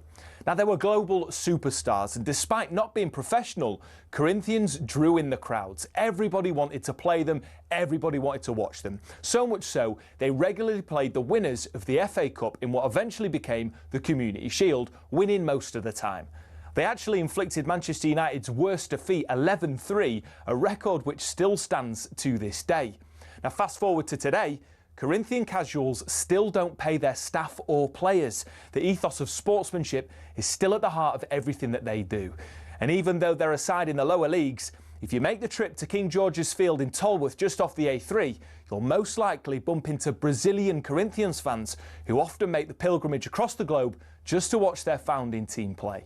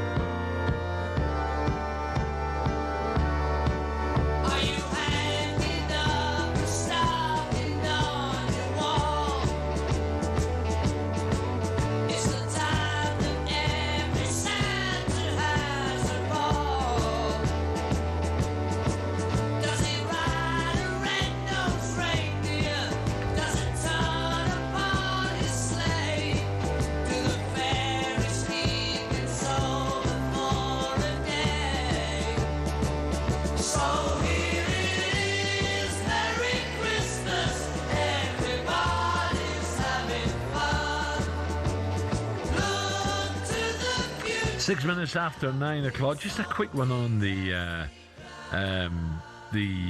EFL. Excuse me. Some big games as well. Bristol City Middlesbrough is a good one, Ray. Yeah. Both doing really well. Middlesbrough second. Ipswich against Sheffield Wednesday. I'd expect a home win there. Stoke go to Watford. Tricky one for Stoke there. You never know. Well, tonight, Al, Swansea Wrexham. Yeah, good game. Yeah. QPR Leicester's a good one. What else? Hull City West Brom. Hull going really well, Ray. Yeah. Watford, Stoke. Millwall away at Blackburn. Well, I think your boys, Sheffield Wednesday are in dire straits, and they so you expect Ipswich to win that one. But I think the best game this weekend, maybe Southampton Coventry. Yeah. That's a cracker. Saints have picked up, haven't they? Yeah, Preston as well. Norwich are struggling, aren't they, down the bottom? So Preston are going well though. They're third. They won. I think they won last week. Norwich. No, yeah, they did. They've just. I think they'll be all right, Norwich. I really do. But yeah, it's been a struggle. Right. talkSPORT Breakfast with Ray, me, Alan Brazil, and Ray. Eggnog Parlour. Eggnog. Do you remember that? And Arnold Clark's Real Sales, the UK's biggest used car sale, and it's on now. Check out arnoldclark.com. Still to come before 10 o'clock. This is my last show of the year, so I've really enjoyed it, by the way. It's been great. It's been fiery, and there were some great guests, haven't we? Yeah, absolutely. Very lucky with some of the guests. No, it's all about the guests, though. And numbers-wise, listeners, look, I really, really thank you. We're still up there, number one. Thank you very much. Virgin's bigger now, isn't it? Yeah. More and more. Legends. Virgin Legends, is it? Yeah, Virgin Legends, Saturday night, 6 o'clock. I enjoy doing that. It's a bit of fun. It's great. Right, the elf himself, Little Sam Matterface, is here in the studio for a festive edition of our weekly Premier League predictor game. Curse of the commentator. It's very kind of Sam to take time out from making his toys down there in Lapland and keep those voice notes coming in for Postman. Oh, no. My sack is already, it's ready and raining for explosive release. Oh, come on, this is ridiculous. Oh, Alan. This kid's having breakfast. 03717223344 to send yours in. Now, as Noddy once famously said, it's Christmas on talkSPORT. talkSPORT have got a Christmas special for you too this year, and we're into that most wonderful time of the year. It's an arcing one in towards Bruno Guimaraes. It's a brilliant header and a brilliant goal. Cool as ice. Cole Palmer does it again. Droopy inside the penalty area, left-footed shot into the far corner. It's 4-4. Welbeck with a header, 1-1. Xhaka deflected, and in. Wolves will be bottom at Christmas and are certain for the drop. Schade, he's in. He scores. Pulis is back in here, and he's volleyed the ball into the top corner. Ekitike busting through the middle for Liverpool. He's scored. Oh, what a goal! Tanaka with an absolute screamer. Dino, and he's found it, slotting it beautifully. Villa have just given the rest of the Premier League an early gift, a proper title race. A terrific goal, and it's Bruno Fernandes. Phil Foden sets himself and bends it into the top corner. Saka, who's running between the two defenders, he's shot towards goal. He's stopped by Kelleher. He can't stop it from sneaking in. The best place to be, of course, is talkSPORT. So a huge weekend starting with Newcastle against Chelsea. It's live and exclusive on talkSPORT. Everton against Arsenal was 8 o'clock on talkSPORT as well. And we've got Leeds against Palace on talkSPORT too. Well, they're all good then. Yeah, good games. And unpredictable, to be honest. You know what Chelsea going to do at Newcastle? Newcastle's home record good. Arsenal, Everton's record against Arsenal pretty good up in the northwest.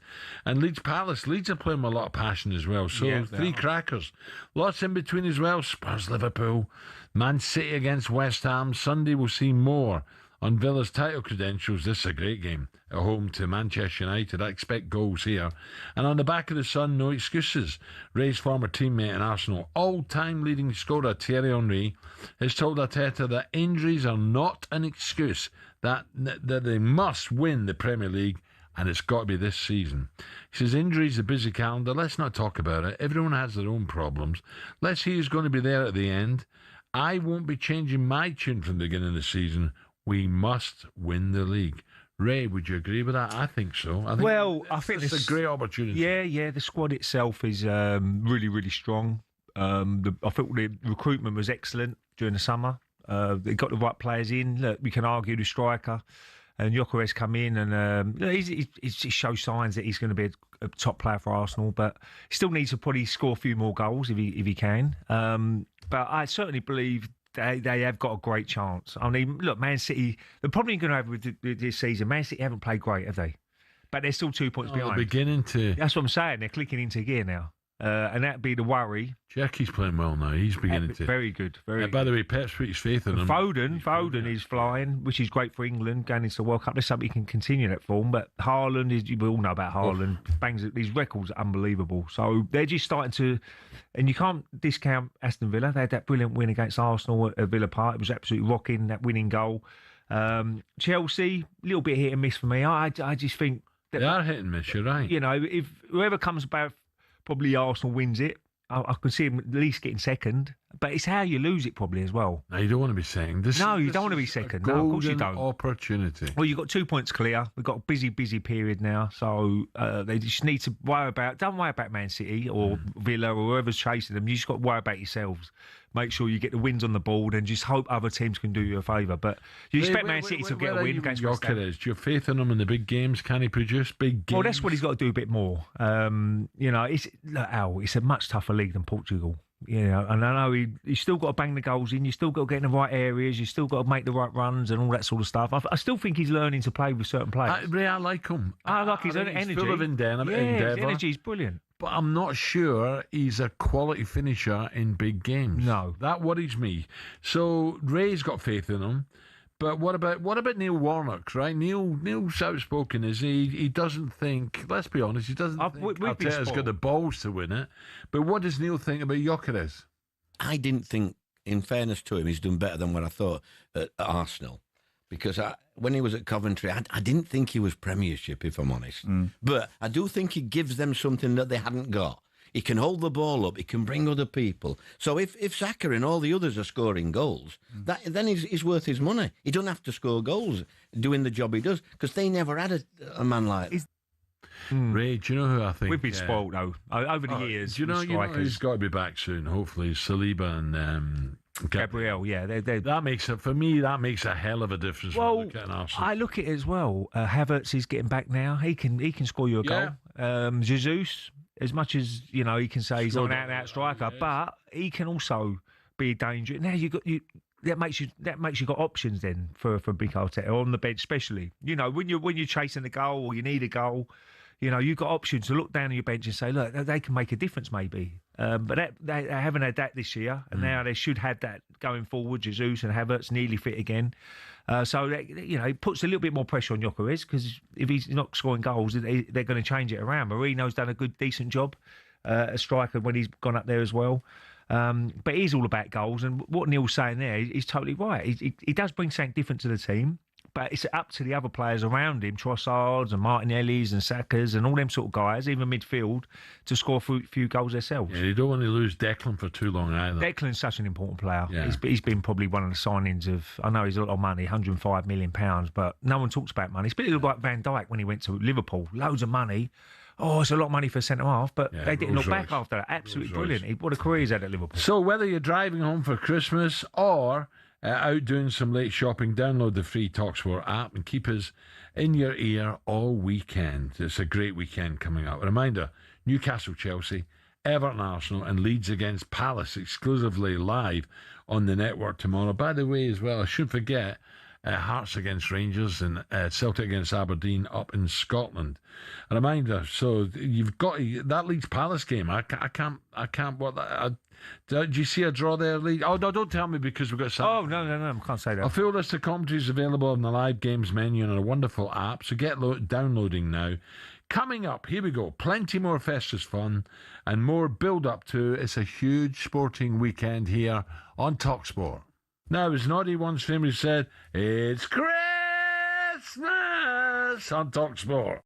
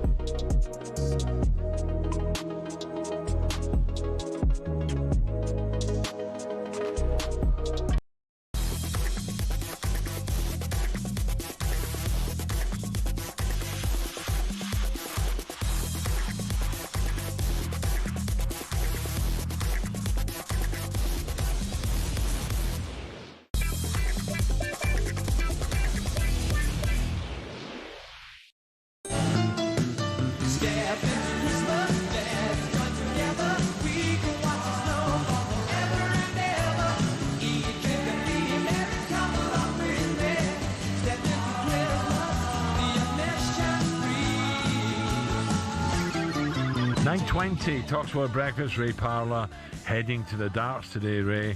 A wee Christmas cracker joke to kick us off, Ray. Oh, do I want to do this? What? What's the difference between a snowman and a snow woman? Snowballs. Oh, God. What is wrong Alan, what is going on? What is wrong with you like there? They got Christmas crackers there. Speaking of balls, 1999 League Cup winner Ramon Vega has long been a critic of Thomas Frank, and he had this to say when he joined Breakfast last week. Decision making from him is changing every 5 minutes. You can't do that. The dressing room needs fundamentally one basic strategy. And then on top of that, you can potentially add and change because you got injuries during the year. Like obviously now is again excusing the injuries were there. Ange had 80% of last season on injuries. Only kids were playing. He still went to win the European Cup. And on top of that, he already knew he was sacked before the European Cup. Can you imagine the dressing room stuck to him? That's where the problem is.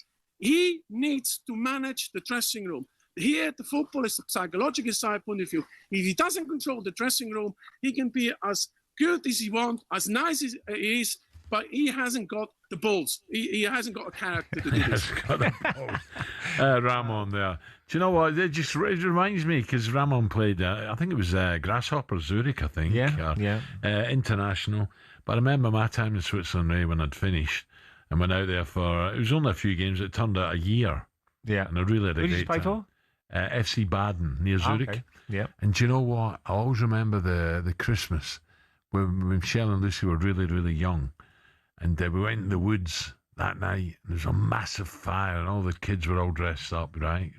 And Father Christmas was coming, and it was pitch black, and in the woods you could just hear this bell coming, and then these two elves' faces blackened out, peeking through and the kids were, and then Father Christmas, ho, ho, ho. It was magic. It was a magical moment. Well, there was a bit of snow out there as well. Oh, it was loads Beautiful. of snow. That's what people love, didn't they? It was great. Right, he went a step further on Monday, demanding that Frank resign and Spurs replace him with Robbie Keane. Join us now. Former Spurs manager, the natives are restless, Harry Redknapp. Harry, morning. Morning, Harry. Hi, Ray, good morning. Harry, I just don't know what to make of Spurs. Liverpool, look, they could turn it on, but Liverpool are on a little roll again now. It's going to be a tough game again for Tottenham. Yeah, it will be. Liverpool have got to come with a run, Alan, haven't they? Sooner or later, they're too far adrift to win the league, for sure, in my opinion. But they will pick up with that squad, that group of players. So it'll be a tough game for Tottenham again. Yeah, on the back of a terrible result at Notts Forest and a really bad performance. I mean, I didn't see that coming. I thought they'd probably get a draw if they don't win there. They won't get beat at Forest, but. And credit to Sean Dyche, he's gone in there. I mean, it was a no-brainer, Harry. He was always going to do well, Sean, I thought. Yeah, always, yeah. He knows what he's doing. A great lad, Sean Dyche, good character, a no-brainer. He went in and got them up and running, and they'll get out of trouble for sure. They won't go down this year. And for the teams at the bottom, it's very, very tight. I mean, it's we're looking at West Ham have got sucked in there. They're bang down there. I want to see them get out. But at the moment, it's going to be tight for them this year. But going back to Tottenham, Al, they're inconsistent. But it's been manager after manager after manager. At the end of the day, the players, obviously, the recruitment hasn't been good enough. The players are not good. How many times they're going to change managers? And since Poch went, it's been one after the other. It's just like a merry-go-round. They come in, have a short spell, and they're gone again. Harry, I know you don't like criticising managers, right? But I go back to the Arsenal game, Spurs, when Arsenal had a free kick on the right-hand side and Saka's about to whip one in with that brilliant left foot. Tottenham were on the 6-yard line defending. And I thought, what the hell? Who would do that? Because any touch whatsoever off a forward or a defender is flashed in. It's in the net. The keeper can't react. I thought, what are you doing? Twice he done it. Well, they've all got these, now suddenly every club seems to have set play coaches, And I'm like you, I watch it and I see that type of thing happening time and time again. And then, you'll get someone stood on the edge of the box completely unmarked. So they clear the corner that comes in. It drops to the guy on the edge of the box. He smashes it in the back of the net. You think, well, surely when you're doing your markings and how many times you see keep going back to the Liverpool Newcastle Cup final last year when McAllister's picking up Dan Burn. I mean, yeah, exactly. Who does that? Well, people say, well, it's to check his run. I don't care. Big marks big. How can you? Yeah. How can you check his run? A 5'8" guy against a 6'7" guy. I mean, it's ridiculous, Harry, I don't know. I've got to ask you about Villa as well, because after the first 4 games, I was talking to Villa, mate. They couldn't score a goal, could they? After 4 games, but they've been on an absolutely unbelievable run. The last, unbeaten in probably, I don't know, quite a while. Yeah. But they look in a real side. Even last week, they showed a bit of character. And Rodgers, he's playing out of his skin at the moment. He must have a chance for that England squad, definitely in the summer. No, he's banging form, Ray. But I've got to be honest, Ray. I went out for dinner a few weeks ago, about 5 weeks ago, and there's a Villa fan on the next table to me in Rick Stein's restaurant in Poole, where I live there, and he was a big Villa man. He said, I fancy Villa to win the league, he's going on. And I said, no chance. I said, I'll tell you what. He said, they'll finish. I said, I'll tell you, I'll have Arsenal, I'll give you 8 points start. He went, I'll have it. Anyway, we had a decent bet. I must be truthful. So now every time I'm looking, Villa keep winning. Arsenal's had a bit of a hiccup. I think, oh my God, I think it's 3 points in it, Harry. Another bad bet I've had. He's got 8 points start on me. Yeah, you might do your brains there, Harry. And Rick Stein's restaurant is not cheap either. You'll be down Joe's calf soon. Absolutely. The big question, Harry, is how is the jukebox man? Good. That's where I am. I've been down here a couple of days. I came down with my wife. We came down to the Cotswolds and spent all day yesterday up at Ben's yard. And where is his yard, Harry? Whereabouts the Cotswolds? Naunton. Oh, I know Naunton, yeah. Naunton, yeah. So that's not too far from Broadway. No, not far. We stayed in Burford this time. Yeah, got it. The Balloon's lovely. the pub there, the Balloon, yeah. Yeah, Burford's nice as well. So it's all lovely around this part of the world, though, and it's a great Beautiful. place. And so we went to the yard yesterday, watched him work yesterday. Ben couldn't be happier with him. He's drifted in a bet, and I think he was out yesterday to something like 7 to 1, 8 to 1, whatever. Well, you know why, Harry? Because they've all come for JP. They've all come for JP's horse. There's been bundles on it. Yeah, there has. Yeah, will he run the 2 of them? Willie Mullins? It looks like it at the moment. So, but it'll be a real good race. I mean, it looks a good King George. So to be going there with a chance, Alan, for us is fantastic. So, but he couldn't have him in better form. He's absolutely delighted with him. He's come on a bundle since his last run at Haydock. So, and no problem with the joints or anything. He's sound. He's touch wood. He's in great nick at the moment. He really has. He couldn't have him better.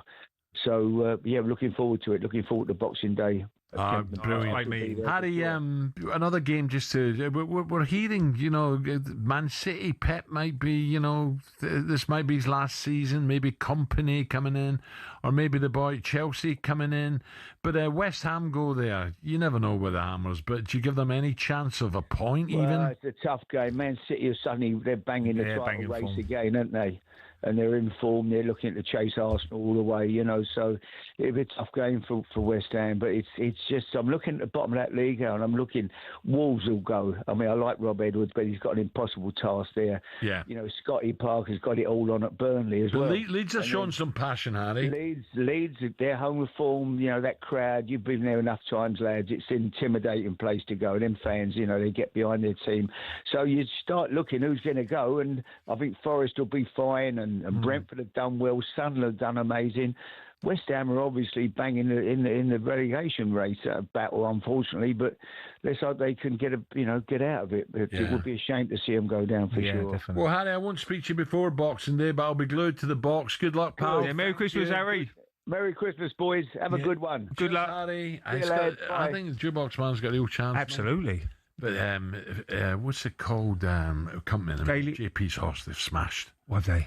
Oh, from 14s down to second favourite. Well, it's a great race. Factor File, it's called. Oh, Factor File. You still get the favourite to beat. Yeah, it's going to look.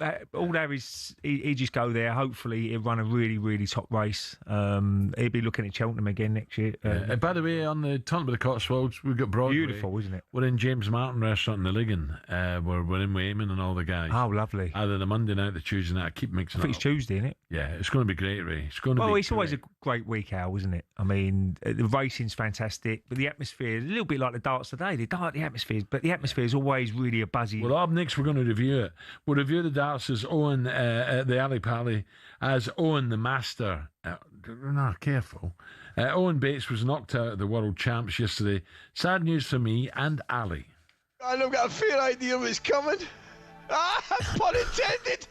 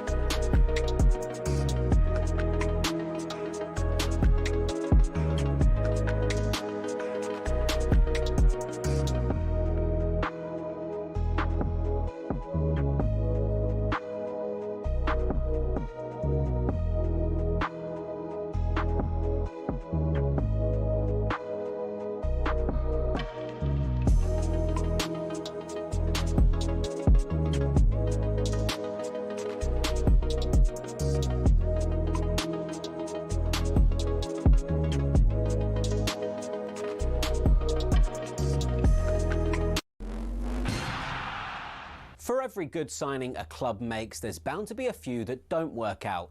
Manchester United have certainly had their fair share of those, especially since the end of their golden age under Sir Alex Ferguson. Here are some of the Red Devils' worst signings since Fergie. First up, Alexis Sanchez. He'd averaged almost a goal every 2 games for Arsenal, but in his 45 matches for United, he only bagged 5. Next up, Radamel Falcao, dubbed El Tigre, or the Tiger. But at Old Trafford, he was a little more pussycat, to be honest. All the Colombian managed in 29 games was 4 goals. Moving on, things couldn't have gone worse for Jadon Sancho at United, with just 12 goals in 83 games. And it all ended after that very public spat with then-manager Erik ten Hag. Next, Ten Hag probably thought he was wise in sticking to what he knew when he brought in Antony from former club Ajax. But the £86 million Brazilian has really not been able to hack it in the Prem. The curse of the famous number 7 shirt has also had its share of victims. As well as the aforementioned Sanchez, Memphis Depay found he couldn't follow in the footsteps of Ronaldo, Cantona, Beckham and Best. He netted just 7 in 53 appearances. And those are just a few examples. To be honest, the list could go on and on. Unfortunately, that's probably why Man United haven't won the title for over a decade, and why it might take a few more years before they're in contention again.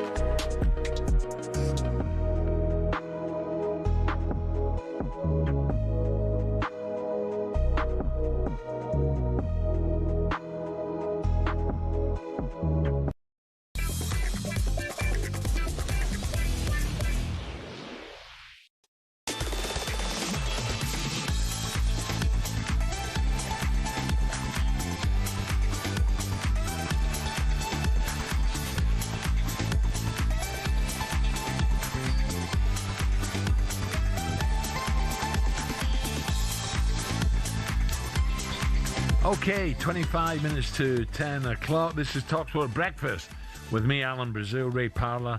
Our good friends at Arnold Clark, saving your next car in the real sales, the UK's biggest used car sale deal. By the way, you're going to have a ball today, aren't you? Oh, yeah, it's going to be great fun. It really is. Always a great day out. I'm with some nice people as well, so we'll have a good laugh. Yeah. So unfortunately for Alan and I, our favourite darts player came. Where's this going, by the way? Who's writing this?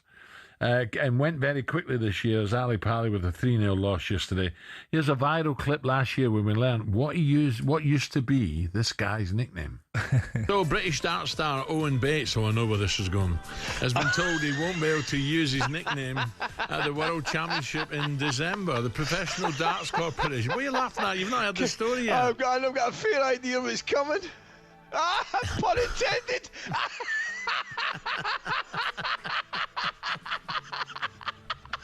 You're a bit early with that one.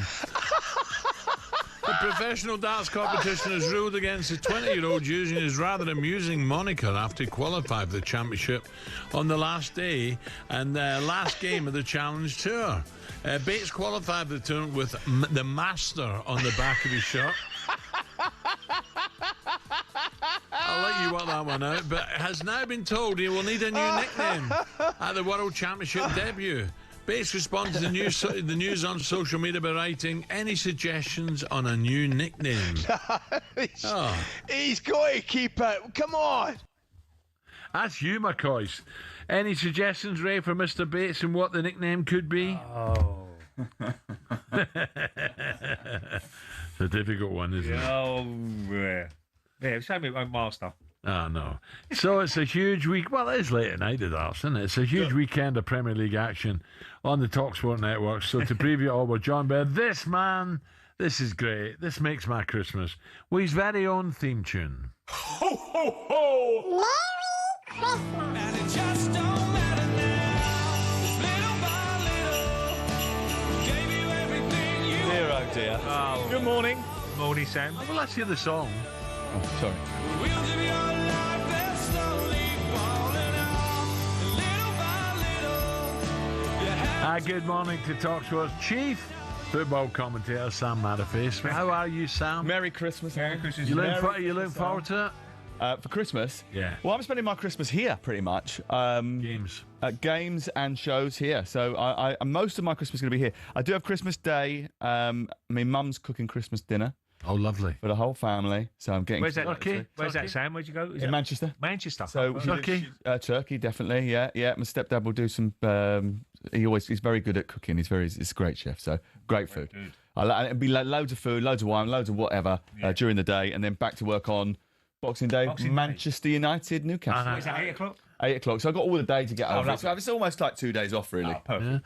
Yeah. And a little trip to Lapland or not? Is that on the cards? Well, I've actually currently been working in the Theatre Royal as one of the Seven Dwarves.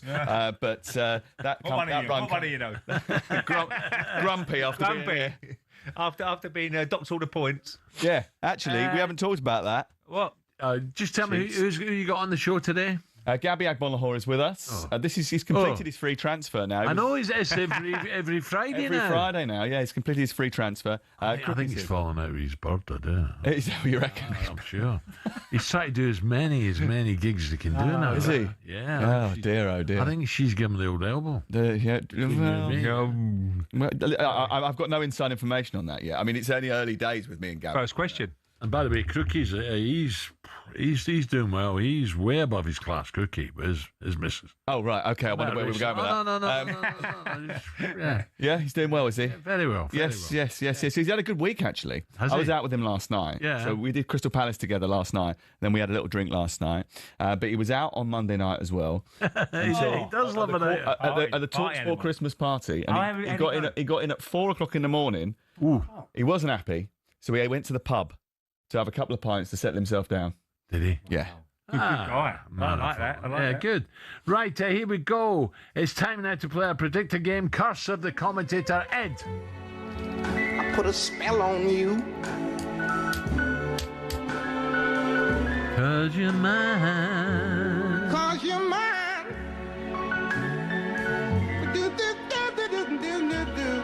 So a quick reminder of the rules, guys. Ray and Sam both have 20 seconds-ish to give us predictions for 3 games across the talkSPORT network this weekend, and the crackers. For each match, they will get 1 point correct result, 3 points correct score, and a 1 bonus point for naming a goal scorer. After the scores were reset 2 weeks ago, scandalously, so far Ray and Sam are level. It's 4-4. I got Palmer in last week, didn't I? First up, Newcastle take on Chelsea, live and exclusive on talkSPORT tomorrow lunchtime. Ray to go first. Oh well, this one's a really tough one. I mean, good win for Newcastle in a week. Important holders getting through to the semi-final of Carabao Cup. A little bit in different form away from home, but at home they'll be right up for it against Chelsea. But Chelsea, they can turn it on as well. You just don't know what Chelsea you're going to get. It's a really tricky one. So I'm going to go for a 2-2 draw.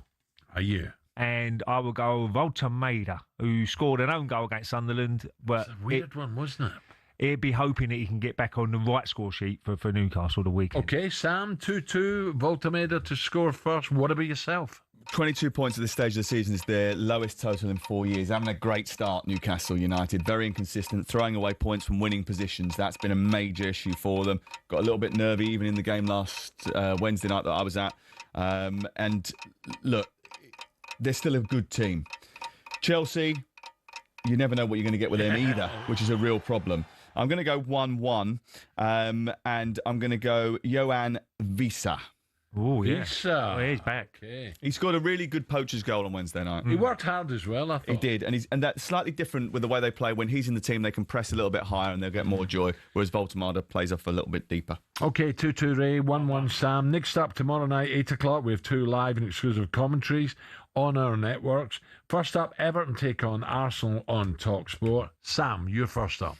Yeah, this is a really tricky game because Arsenal obviously desperate for points. They're only 2 points clear at the top of the Premier League, but Everton are having their best run in 5 years in terms of their start of the season. They've had a really good start, especially at the Hill Dickinson Stadium, where they've won 5 of their 9 games there. Obviously had a bit of a problem with Newcastle United and set pieces. I wonder whether or not that might be the key to Arsenal getting all 3 points here. I'm going to go 2-0 Arsenal. Whoa! And I will go Marino. By the way, did you read Thierry Henry's quotes today about stop whinging, Mikel, get on with it. You got the best squad, bar none, get on with it, win it. You must win it this year. And I kind of agree with that because I do think they've got the best squad in the Premier League. I do think that they've been hampered by a few injuries. Yeah, loads of injuries. But I do still think they've got the best squad in the league. So many injuries. That's the big. I think that's probably more the of a point that they need to sort of investigate. I think. Absolutely. Okay, Ray, Everton, Arsenal. Well, again, Everton have got a decent record at home, and all the pressure is on Arsenal and going to Everton. Everton are sitting nicely in the table at the moment. They want to try and push to the high as they can this year. They're 9th place at the moment, 24 points, so they're flying. But Arsenal have got to win this. They really have. All the pressure. I expect Man City to get all 3 points today, the weekend. Villa's got a tough one, but I've got to go Arsenal to win because it's so important that they win. What did you say? 1? Yeah, I'll go 1-0 then because I was going to go 2-0, but I'm going to go 1-0 Arsenal. Again, who's going to be playing? That's a big question. I think I went with Odegaard last time. Let's go with Odegaard. Odegaard for Ray. He's had a couple of efforts against Villa. Okay, the third and final one. Here we go. Palace, Palace, Leeds United against Palace, live and exclusive on talkSPORT 2. I think, look, Palace have had a brilliant season and it could get better as well. But Leeds are playing with passion, so this is a tricky one, Sam. Go on, Sam. If they win today, they'll equal a club record of 4 successive away wins in the top flight, which they set earlier this year, tomorrow. It's a tough order playing twice in 48 hours. And Oliver Glasner isn't it? Well, it was because it's a total 11 change last night. But he had to bring on Nketiah and Mateta and Will Hughes later in the game. There's no Kamada who's injured. There's no Sarr who's gone off to AFCON. If you're going to play Crystal Palace, this is the best time to do it. I think Leeds will be up and at it, and I think Leeds will win 2-1. And do you know what? Calvert-Lewin scored in each of his last 4 games. So it would make sense to go for him, wouldn't it? So I'll go Okafor. Do you know, if you just get the right balls in the box, he's a good menace in the air. And when he's confident, he takes one touch and it's done. If he's struggling a little bit for confidence, then he'll take 2-3 touches and the chance will go. Okay, Ray, 20 seconds. Yeah, it's a big game for Leeds. If they can get the result, it really does give them an excellent chance of getting into a good period over Christmas. Palace are having a fantastic season, sitting 5th place at the moment in the league. Again, 11 changes last night, so I won't take too much into that. I know they should qualify anyway, so but they've been brilliant away from home, really have. I'm going to go 2-2 draw. Yeah, I fancy a draw. 2-2 draw, and I'll go Mateta. Mateta. Palace. Yeah. Okay, guys. Sam. Good luck, Sam. Have a great Have a show. great Christmas. Did you see you've got a little song for Sam in the way? I want you to skip. Come on, little skip out.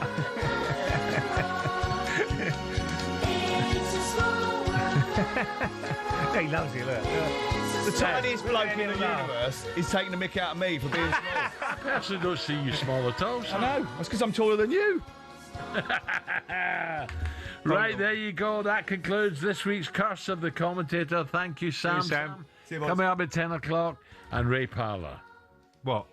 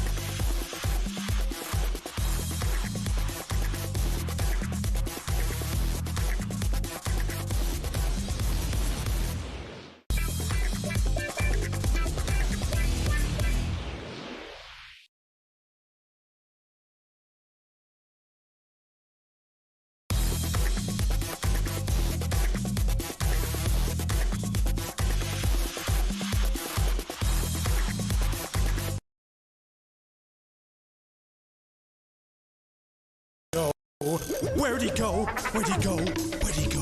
Merry Christmas from me, Alan Brazil. I'll drink to that. Get in there. Talk Sport. I think that's the best one I've ever heard. I think that's different That's the class. first time I've heard that. That is brilliant. Absolutely fantastic. Ever put that together. That is very, very good. Right, Very funny. 9:52. That's a wee man upstairs, isn't Very it? good. Very Yeah. good. We are Dross and Archie. 9:52 is Christmas, and it's my last show of the year. Oh, I can't believe it. Where, do you know the time just goes now, doesn't it? No, unbelievable. It really does. Although I do have some Virgin Radio Legends, Saturday night, 6 o'clock. There's another 4 or 5 or something like that before I come back, so I'm looking forward to that. You've got That's how Saturday many, night. how many days off now? I'm back on the 7th, Wednesday the 7th. Jan. Lovely. Yeah, lovely. I might have a few days away. We'll see. I might just go down the coast in the old camper. Yeah. You use that camp. Did it start? You have to jump start it, wouldn't you? The only time I use used it is when I go for an MOT. Right, Christmas, my last show of the year. So let's do a bit. I'm not sure. Oh, this is let's do a bit brilliant. of this. What's in your sack, Al?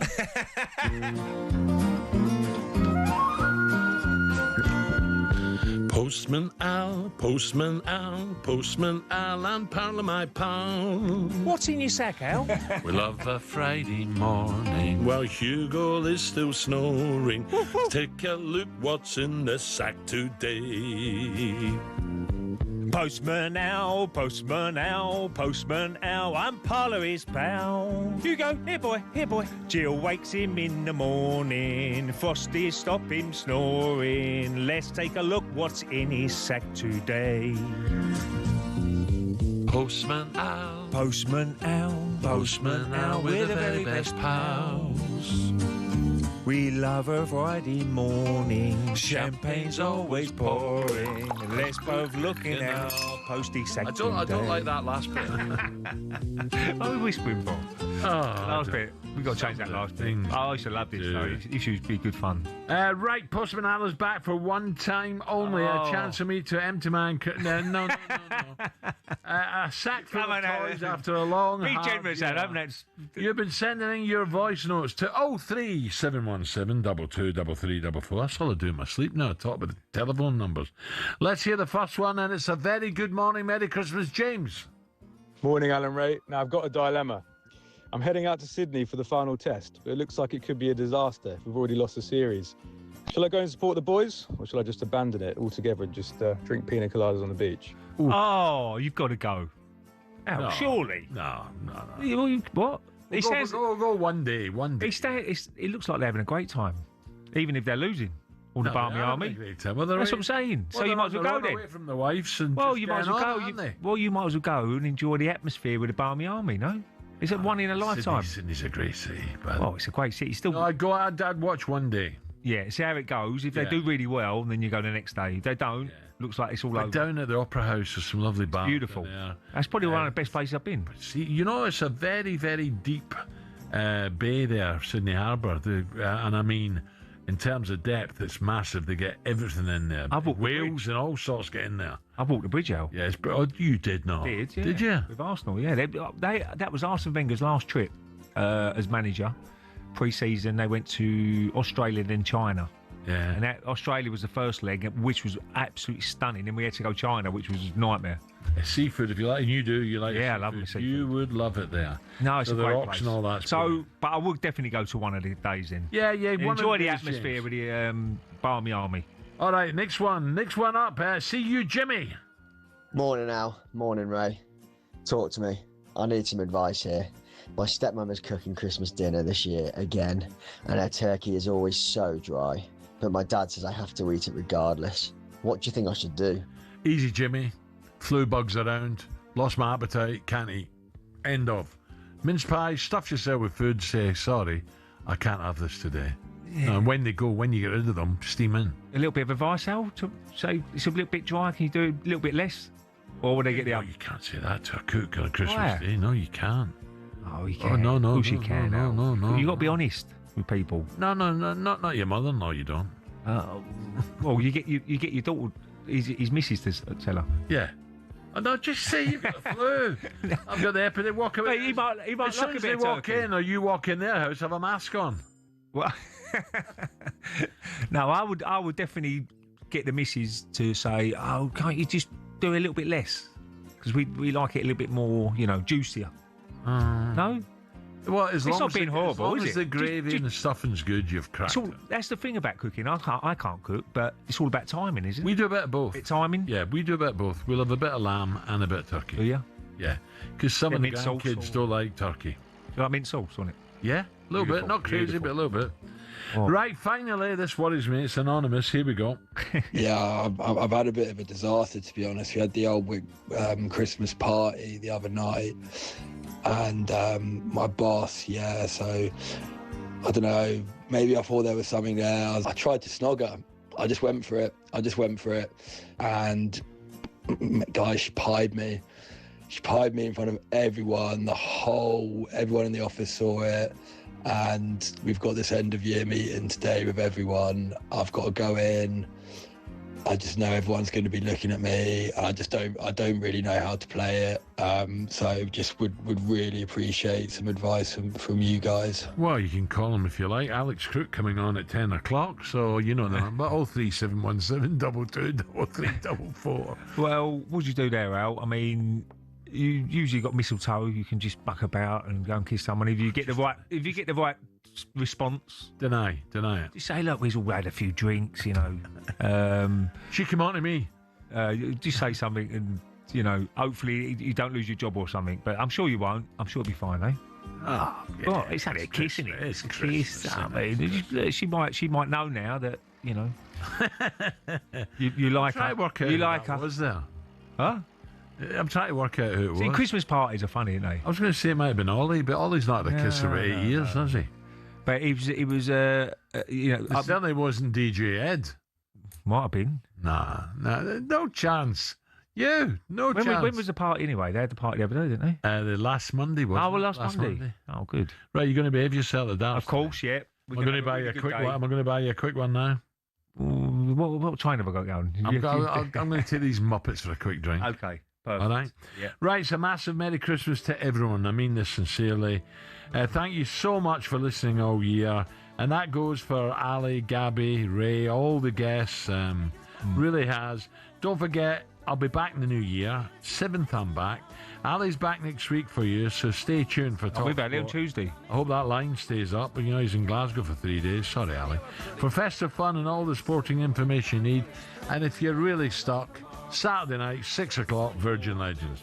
We'll be back and even better in 2026. Little Sam, Big Alex, and a single Gabrielle Agbonlahor, the angel, coming next. And the bells are ringing out for Christmas Day.